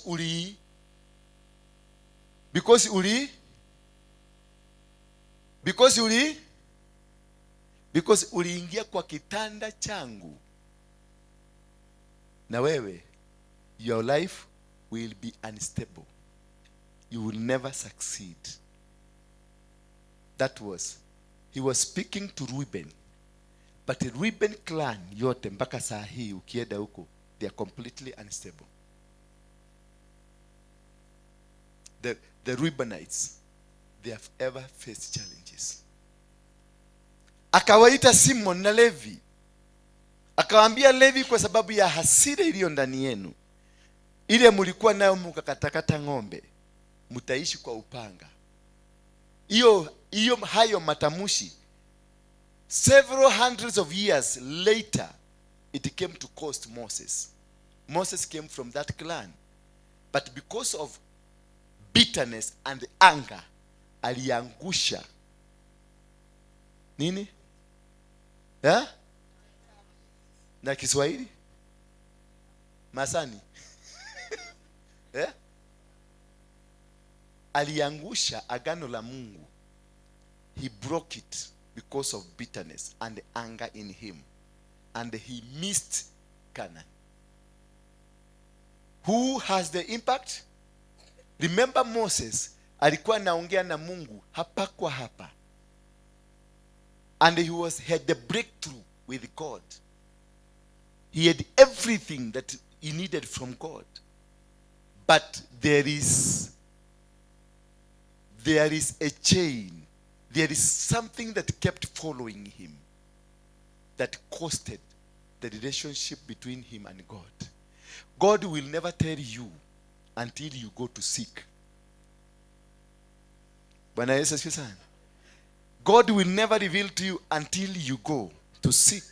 And that is why Jesus told his people that is, pray and you will be answered. If the prayers fails to work, seek and you will find. And if seeking fails, knock the door and the door will be opened. Now, how do we elaborate that? Pray and you will be answered. If you are not answered, stop praying. Ukisikia maombi kataa, stop praying. Wachana kusumbua watu. Enda ulale vizuri. Wachana na kelele mingi, hurabakoto, himokoto, liamandoru. Wachana nazo. Stop. That is what Jesus is telling us. Now, seek to know, why am I not answered? Why is God not hearing my prayers? Now, that is not prayers. You don't go to seek why God is not talking to you through prayers. Seeking is retracing yourself. Could it be there a hindrance? When Reuben aliambiwa, this is what will happen to you. So, if you go to seek, he will seek to understand this clan ambayo nimetoka, what is their relationship with God? I will go from the clan. I go to my grandfather. What was the relationship with my grandfather to God? I'll go to my grandmother to seek what is the relationship ya Mungu na grandmother yangu. I will go downward. What is the relationship between ya mke wangu, ya mume wangu? Before you now forge forward. Once you understand the relationship yako na Mungu, ya clan yenu, ya tribe yenu, ya country yenu, ya maeneo ile mmetoka. Maana maeneo yanaweza kuzuia wewe ukabarikiwe. Kama maeneo yako na jina lililo na laana, you cannot be able to succeed. Utakwama bado. Bwana Yesu asifiwe sana. So once you seek to understand, hapo ndio unajua. Hiyo sasa, your capability to understand challenges ambazo ziko kwako, hiyo ndio tunaita milango. Mlango wangu umefungwa. Mlango ya marriage, mlango ya utajiri, milango ya success. Now, huo ndio tunaita mlango. Seeking makes you to find the door. Utajua which ni area gani ya life yangu imekamatwa. Is it through marriage? Is it through finances? Is it through my children? Is it through whatever? Once you understand, you can understand is marriage, unaita mlango wa ndoa. Ukikuta ni finances, unaita mlango wa finances. Now you give it a name. Once you give it a name, you go to number 3, knock. Because now you understand ni mlango gani. You are capable now to knock. You don't knock empty-handed. You knock with a sacrifice. Bwana Yesu asifiwe sana. You knock with what? A sacrifice, so that you can be able to be opened. Ndio uvunje mlango huo, uingie ndani. Kama ni mlango wa marriage, ambao kwenu hakunanga marriage, unavunja hiyo mlango ya lack of marriage.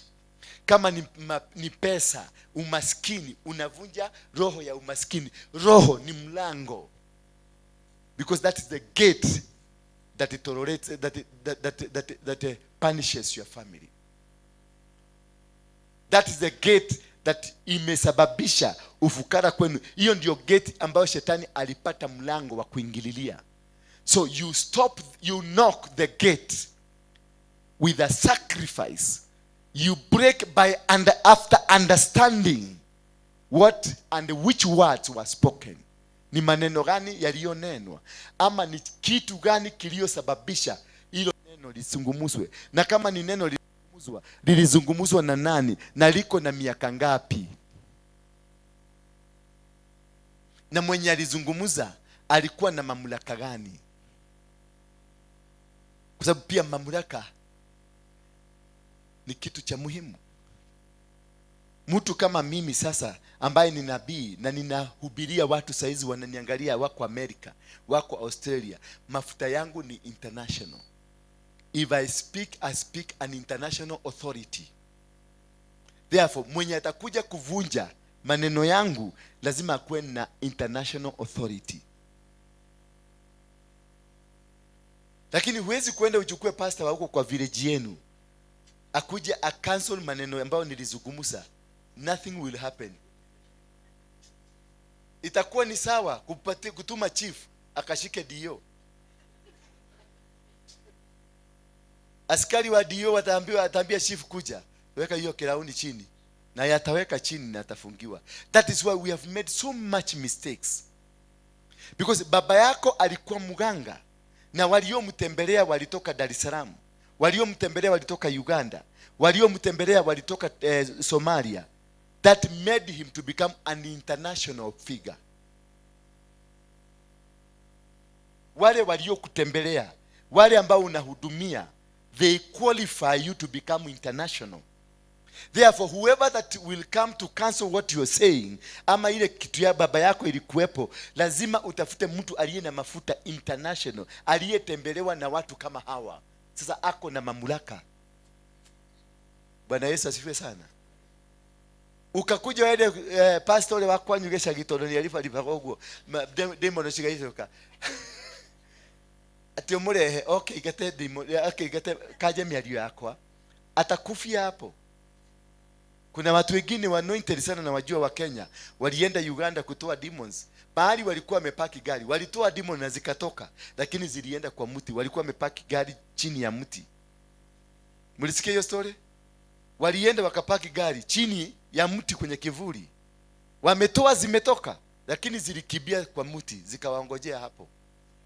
Walipo tu ingia ndani ya gari, hiyo mti ikaangukia hiyo gari. Wote walikufia hapo.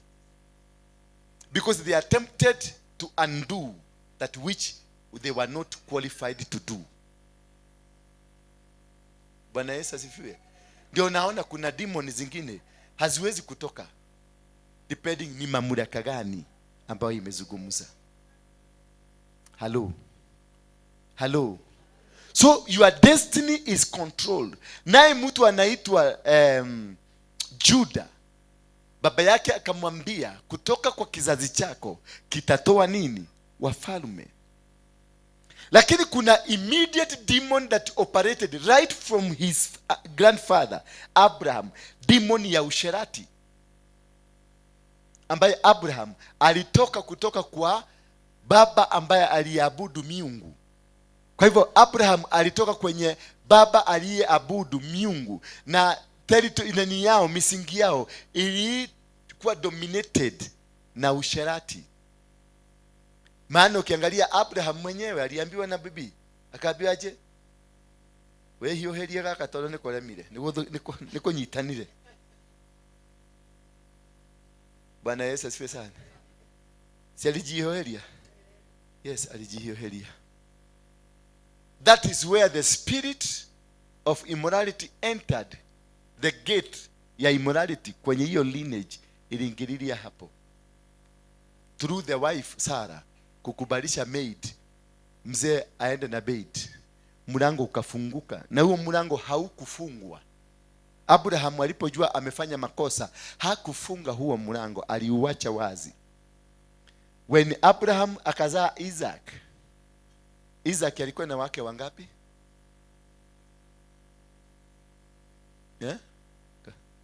Alinatumia igana?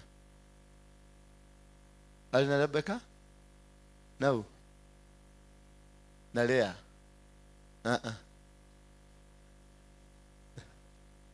Had only Rebecca. Now come to the children.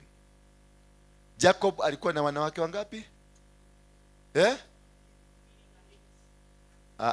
Alikuwa na wanawake wangapi? Wacha kuwa classify at maids na nini. Alikuwa na wanawake wangapi? Wanawake wamevaa nguo kama hiyo yako.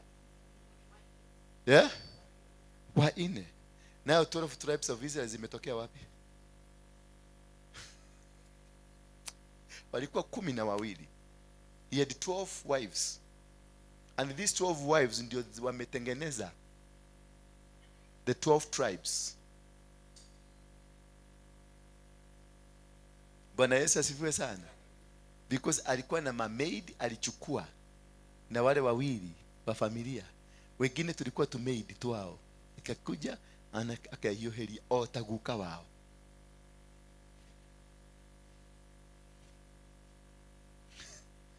Naye Jacob akazaa nani? Akina Juda, akina Ruben. Kisha akaambia Juda, kizazi chako kitazaa wafalme. Naye Juda akaoa mwanamke anaitwa nani? Tamari. Akikuita kwa Tamari. Mutumia Mukanani. Bwana Yesu asifiwe sana. Alipooa wakazaa watoto. Umeona demon, angalia patterns. Those are called family patterns. Angalia pattern. Guka yao alianza. Isaac hakuwa na hiyo tabia. Ikaruka kwa nani? Ikaruka kwa Jacobo.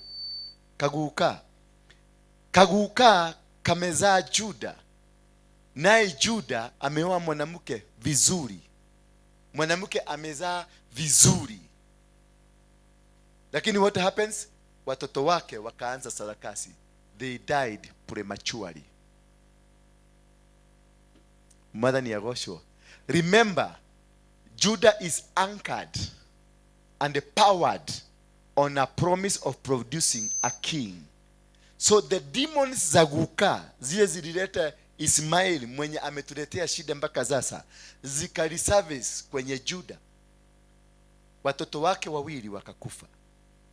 Na walipokufa, kamama haka ambako kamesababisha wamama wawili wakufe, kakavaa nguo ya Kiislamu, kakafunika uso, kakaua bibi ya Juda, because it is the spirit ya hiyo iliua bibi ya Juda.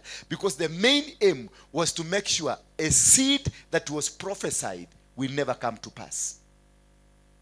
The aim ya haka kama mwanamke kuolewa kwa hiyo familia kalikuja kama ka agent. Kuna watu wameolewa kwenu na ni ma agent. Kuna watu wamekuoa na ni agent.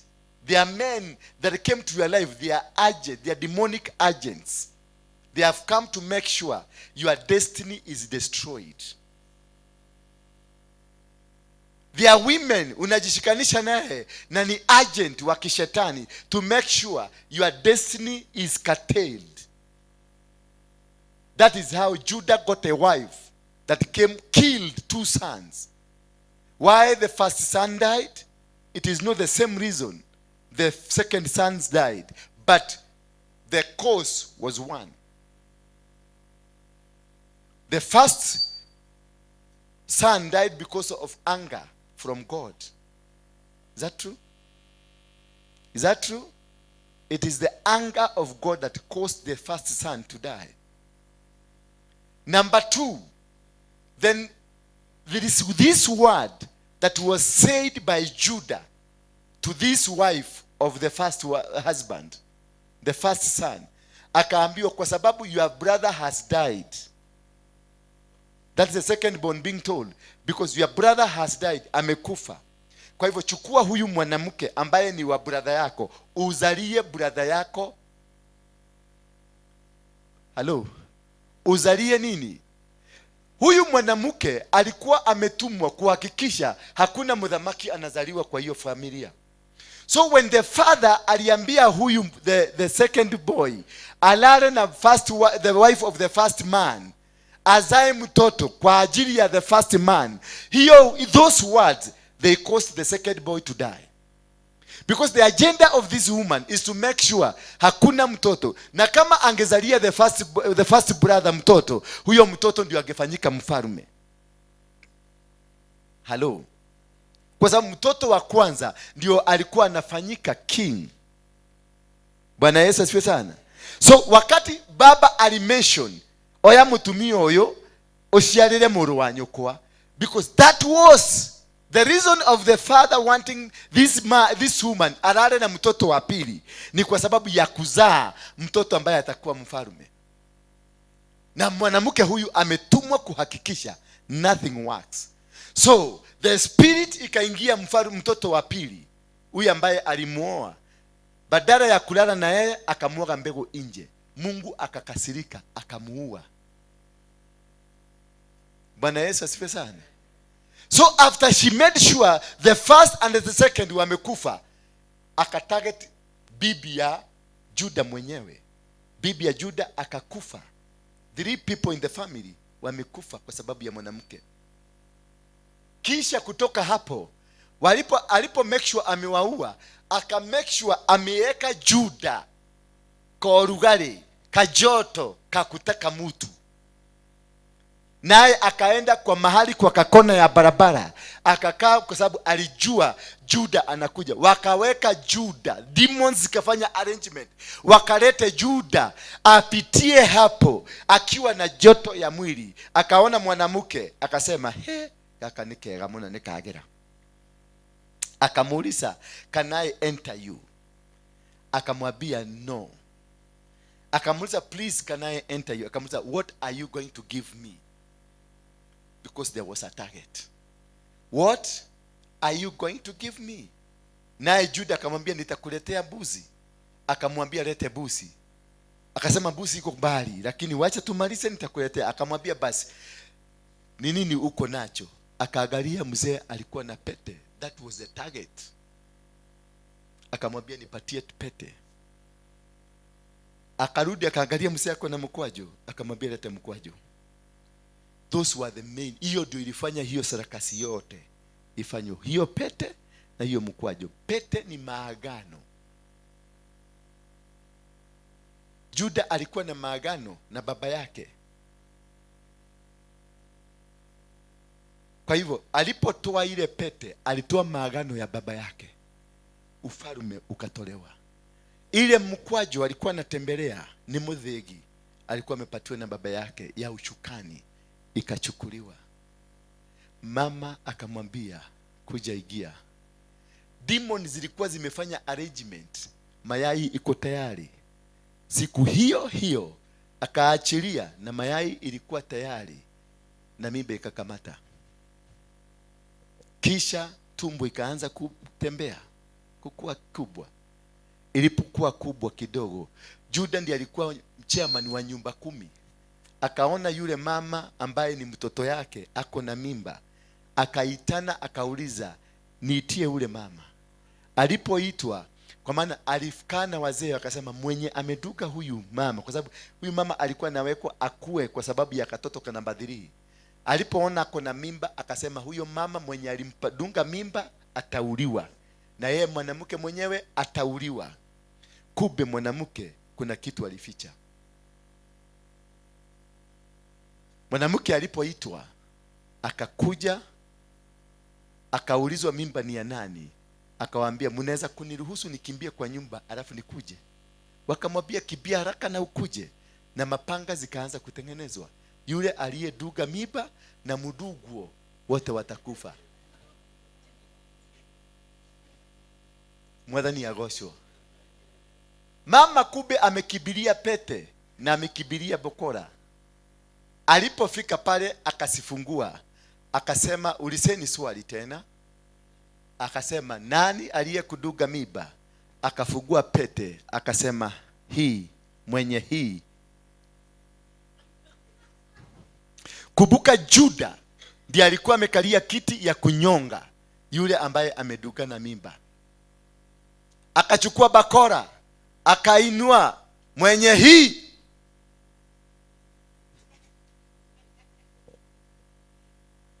Mzee aliinamisha kichwa. The prophetic word ya nani? Ya Jakobo imeanza kumalizika. Kamama kamehakikisha matamshi na prophetic word imemalizika. It is Judah who was supposed to produce a king, but he was not able to produce a king. Instead, the entire process ya kuleta king, it was derailed. And that is why all of us, na wengi wetu, we are surviving on a derailed promise. It has been prophesied to us that we are going to become prophets. It was prophesied to us that we'll be rich. It was prophesied to us that things will happen, but these things have not happened.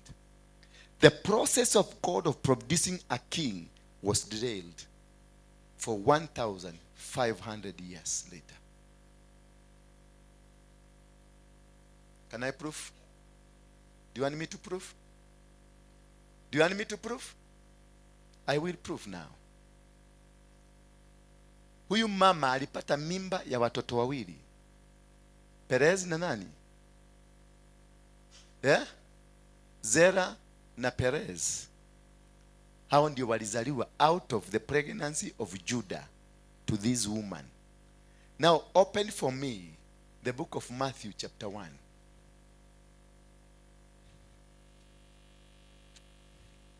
And that is where we're going to end.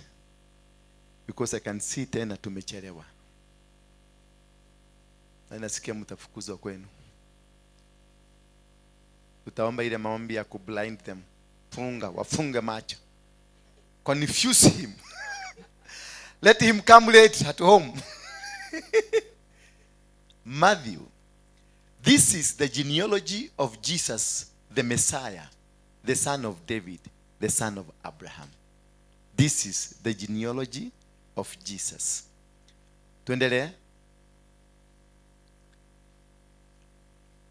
Abraham was the father of Isaac, and Isaac the father of Jacob, and Jacob the father of Judah. That is where we begin our journey, and his brothers. Next, please. Judah is the father of Perez and Zerah, hao amezaa kwa njia ya usherati, whose mother was Tamar. Perez the father of Hezron. Sasa tuanze Judah amezaa Perez. Tuanze 1. Perez is the father of Hezron. Hezron is the father of Ram. Ram is the father of Aminadab. Aminadab is the father of Nahashon. Nahashon is the father of Salmon. Salmon is the father of Boaz. Boaz is the father of Obedi. Obedi is the father of Jesse. And Jesse is the father of King David. So how many generations? Then a generation was 150 years. So how many years imepita ndio mfalme apatikane? So that is how your promises have been derailed, because of a mistake that was caused by a demon that came into your life.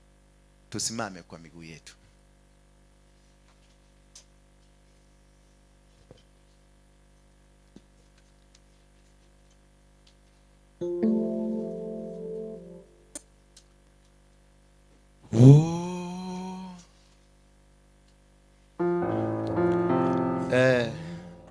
Shikeni sadaka zenu. Hii ni sacrifice. This is not a sadaka. In this service we don't give offerings, we give sacrifices. Because I'm here. I've powered your destiny. You have understood how a destiny can be blocked. You have understood how you are supposed to power your destiny.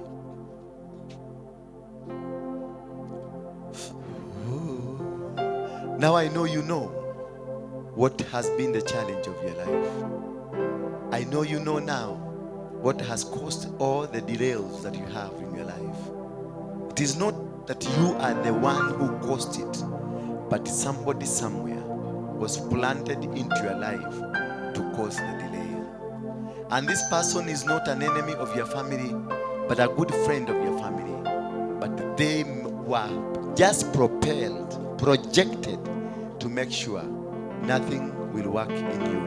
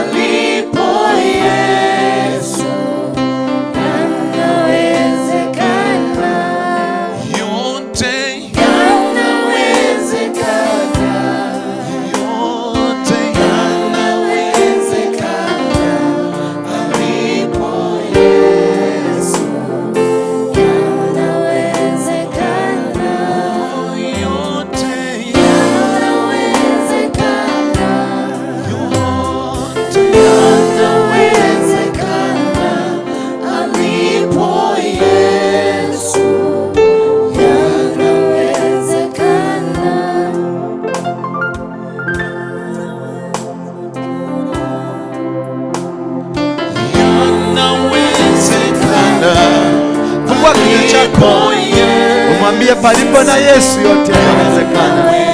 Kuna uwezo, kuna uwezekano. It is possible. Where Jesus is, He comes to destroy. He comes to bring down all the forces of darkness. He brings down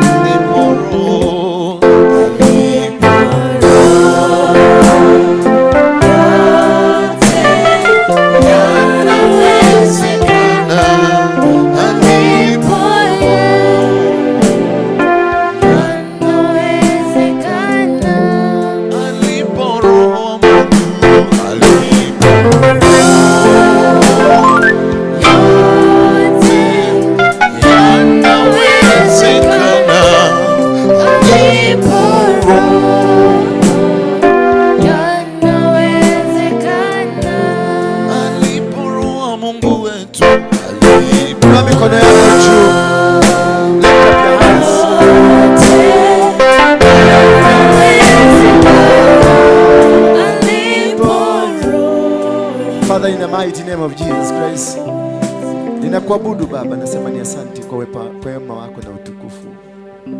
Inueni mikono yenu juu, ndivyo nimesema. Kila mtu inue mikono yake juu. God is blessing. God is touching you now. He's speaking to someone that your destiny was held up somewhere, but you are unable to power it. You are unable to move forward. because you have been stagnated by the forces of darkness. The people who stagnated you are within you. They are walking with you. They are living with you. In the mighty name of Jesus Christ, I break every bondage. I destroy every barrier. I destroy every communication that is operating in your life. I destroy every enemy that is against you. I destroy that member of your family who is against your destiny. I destroy that friend of you who is against your destiny. I destroy that environment that you are in that is against your destiny. I destroy every word spoken against you that is against your destiny. From today I set you free. From today I set you free. You are free. You are free. You are free. Every ancestral spirit that has been speaking over your life, that has made you to derail, that has made your destiny not to succeed, every demonic word, every demonic arrangement that is from your ancestors, from your guka, from your shosho, from your environment, from the area you've come from, I destroy you in the mighty name of Jesus Christ. Every infringement that has cost you your destiny, in the mighty name of Jesus Christ, I cancel it. I cancel every negative word that was spoken against your children. I cancel every spoken word that was from the evil one that is against your husband, that is against your marriage, that is against your business. I cancel it in the mighty name of Jesus Christ. There is a demon that is deep rooted in your family, that was put there by the great grandfather. This demon has always worked against your family, has always worked against your successes. From today, by the power of the blood of Jesus Christ, I declare it null and void. I destroy it in the mighty name of Jesus Christ. I bring all the principalities down, all the arrangement and their gates, I destroy them.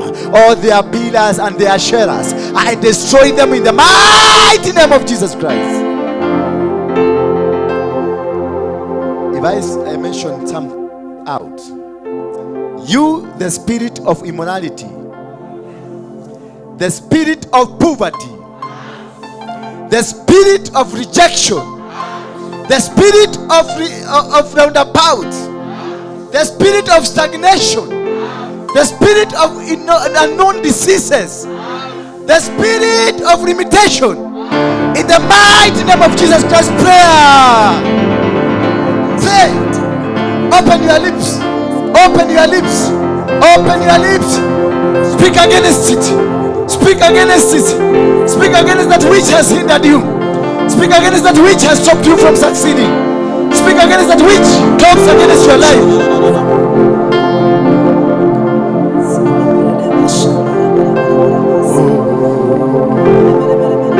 Tear it out. Cast it out. That which has caused derail in your family, that which has caused derail in your business, that which has caused derail in your ministry, that which has caused derail in whatever you do. Cast it out in the mighty name of Jesus Christ. Cast it out, cast it out, cast it out, out, out, out, out. If it is business failure, out. If it is marital failure, out.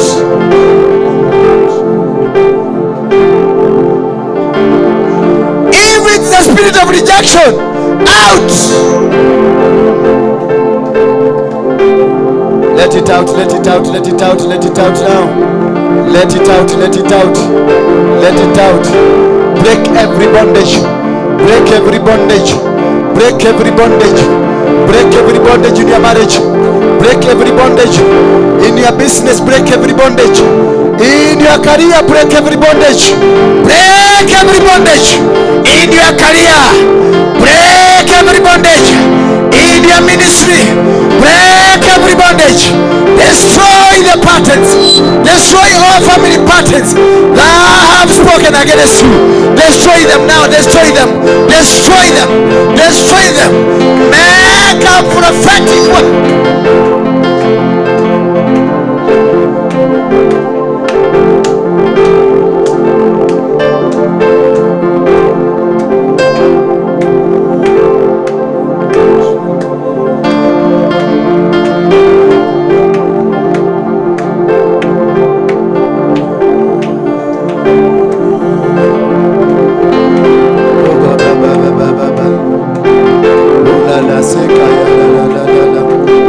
Break every bondage now. Break the ancestral spirit. Break the ancestral spirit. Roho za waganga na wachawi. Break them now. Break them. Break the chains. Break every chain. Break every chain. Break every covenant. Break every pattern. Break them. Break them. Break them. Break them. Break them. Break them. Fungua milango ya shetani. Ifunge. Penya katika territory ya shetani. Penya ndani. Penya ndani sasa. Break into their territory. Destroy. Achilia moto ndani. Achilia moto. Achilia moto. Achilia moto. Vunja ngome zao. Vunja ngome zao. Vunja ngome zao. Vunja ngome zao. Wataje majina yao. Utaje guka. Utaje shosho. Utaje anti. Wataje maeneo aliyotoka. Nena. Kuna mababu walikuwa wametawala maeneo hayo.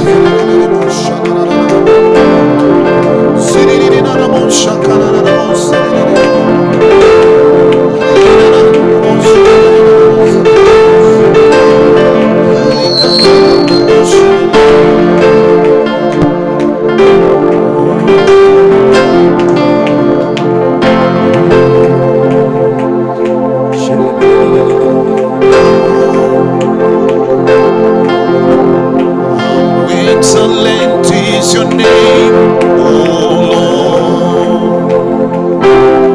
Endelea kunena. Break the bondage. Break your masosho.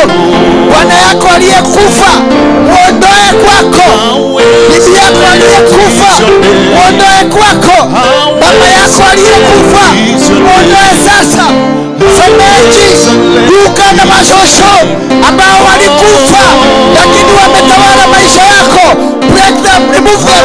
Waondoe, waondoe, waondoe. How excellent is your name, oh Lord. How excellent, how excellent is your name, oh Lord. How excellent, how excellent is your name. How excellent, how excellent is your name. How excellent is your name. How excellent is your name. Oh Lord, how excellent, how excellent is your name.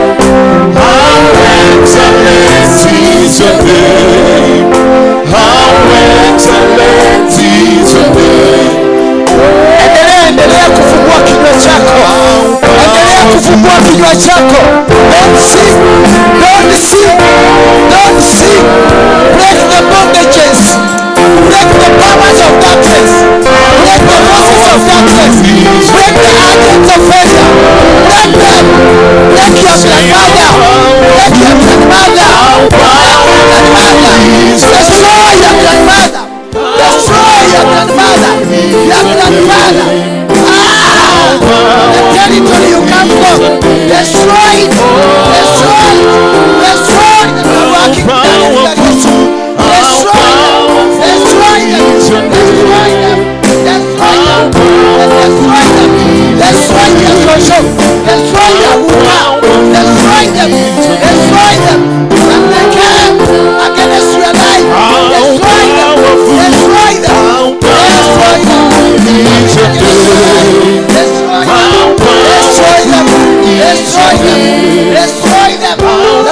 wote against you. Destroy them.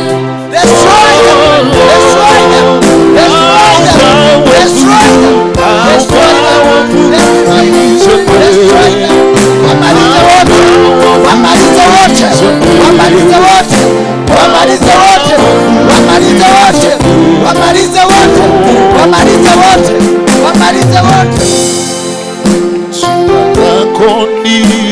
Wamalize wote. Come out.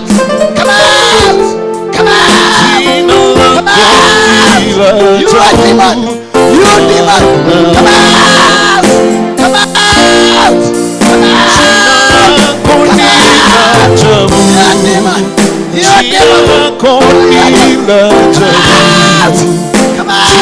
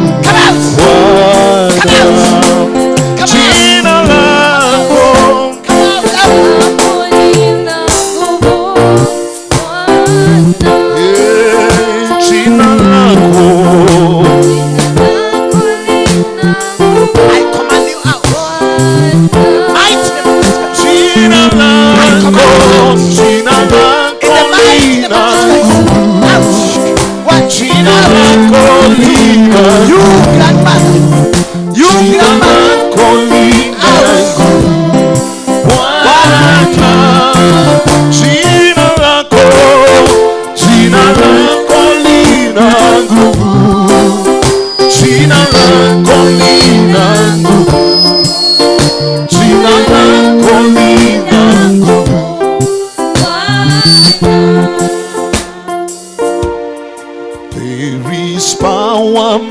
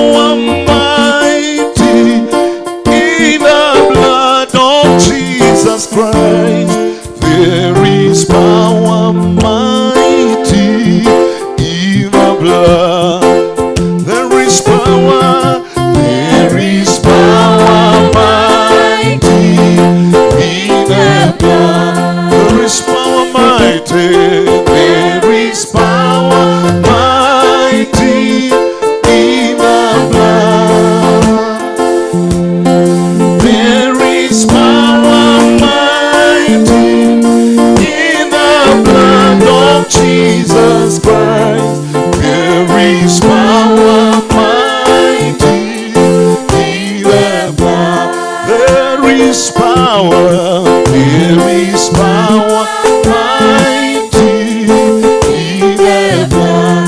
There is power, mighty. There is power, mighty in the blood. There is power, mighty in the blood of Jesus Christ. There is power, mighty in the blood.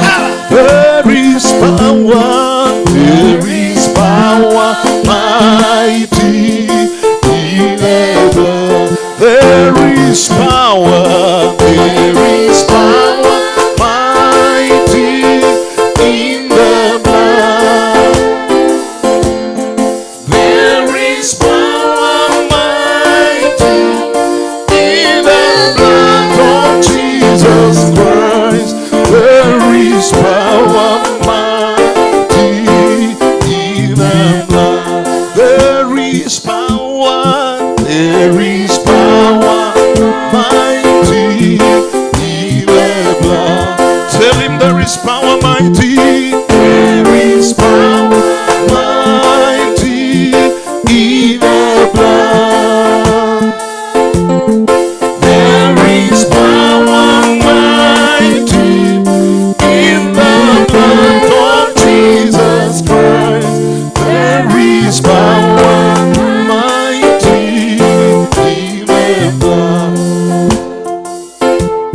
There is power, mighty in the blood.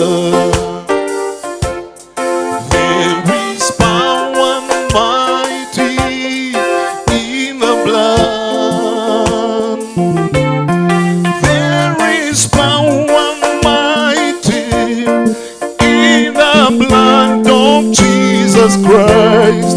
There is power, mighty in the blood. There is power, mighty.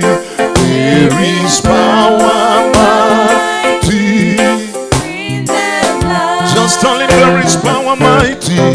There is power, mighty in the blood. There is power, mighty in the blood of Jesus Christ. There is power, mighty in the blood. Oh, there is power, there is power, mighty in the blood. There is power, mighty. There is power, mighty in the blood. There is power, mighty in the blood of Jesus Christ. There is power, mighty in the blood. There is power, there is power, mighty in the blood. There is power, mighty in the blood. There is power, mighty in the blood. There is power, mighty in the blood of Jesus Christ. There is power, mighty in the blood. There is power, there is power, mighty in the blood. Inua mikono yako, sema there is power. There is power, mighty in the blood. There is power, mighty in the blood of Jesus Christ. There is power, mighty in the blood. There is power. Yes. Lete sadaka yako, the sacrifice hapa. Kuja tu quickly.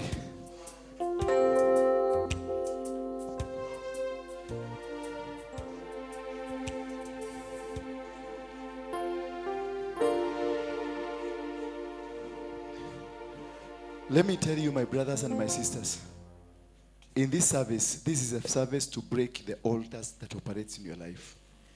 This is the service that you are supposed to do better. This is the service that you are supposed to give, because this is where you are powering your destiny. This is where your destiny is being changed. This is a time that God has made it for you. This is all that you've waited for many, many years. This is all that you wanted to do many years, but you never found it. This is what made you to travel to Tanzania. This is what made you to travel to many places. Hata kwa waganga. This is what you need to do now. Come here. Quickly. Come running. 1, 2, 3. Come. Stop. Leave her alone. Leave her alone. I count 1 to 3. And by the blood of Jesus Christ, you will be here. 1, 2, 3. This demon has aroused that one. Come back. Come back. Here.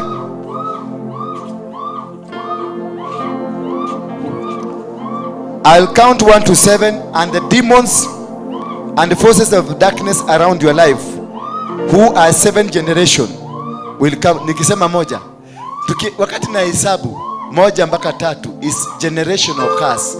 Iko generation ngapi? Nikihesabu mpaka 7 iko ndani yake 7 generations. Kwa hivyo ni demon iko na miaka 700. Sasa nikisema moja, mnasema out. In Jesus' name. 1, 2, 3. Say it louder. Ndio inafunga masikio. 4, 5, 6, 7.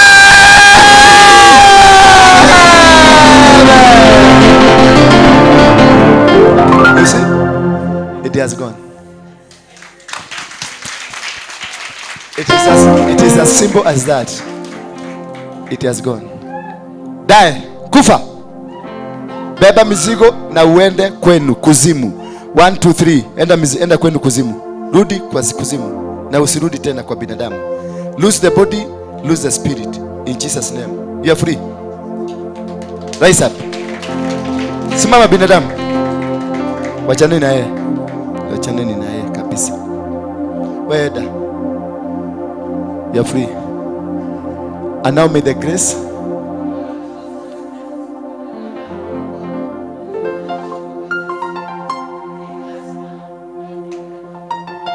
wale watu wa chuma ni wangapi wameleta chuma zao? Lete chuma. Mimi zangu nitakupatia, yeah?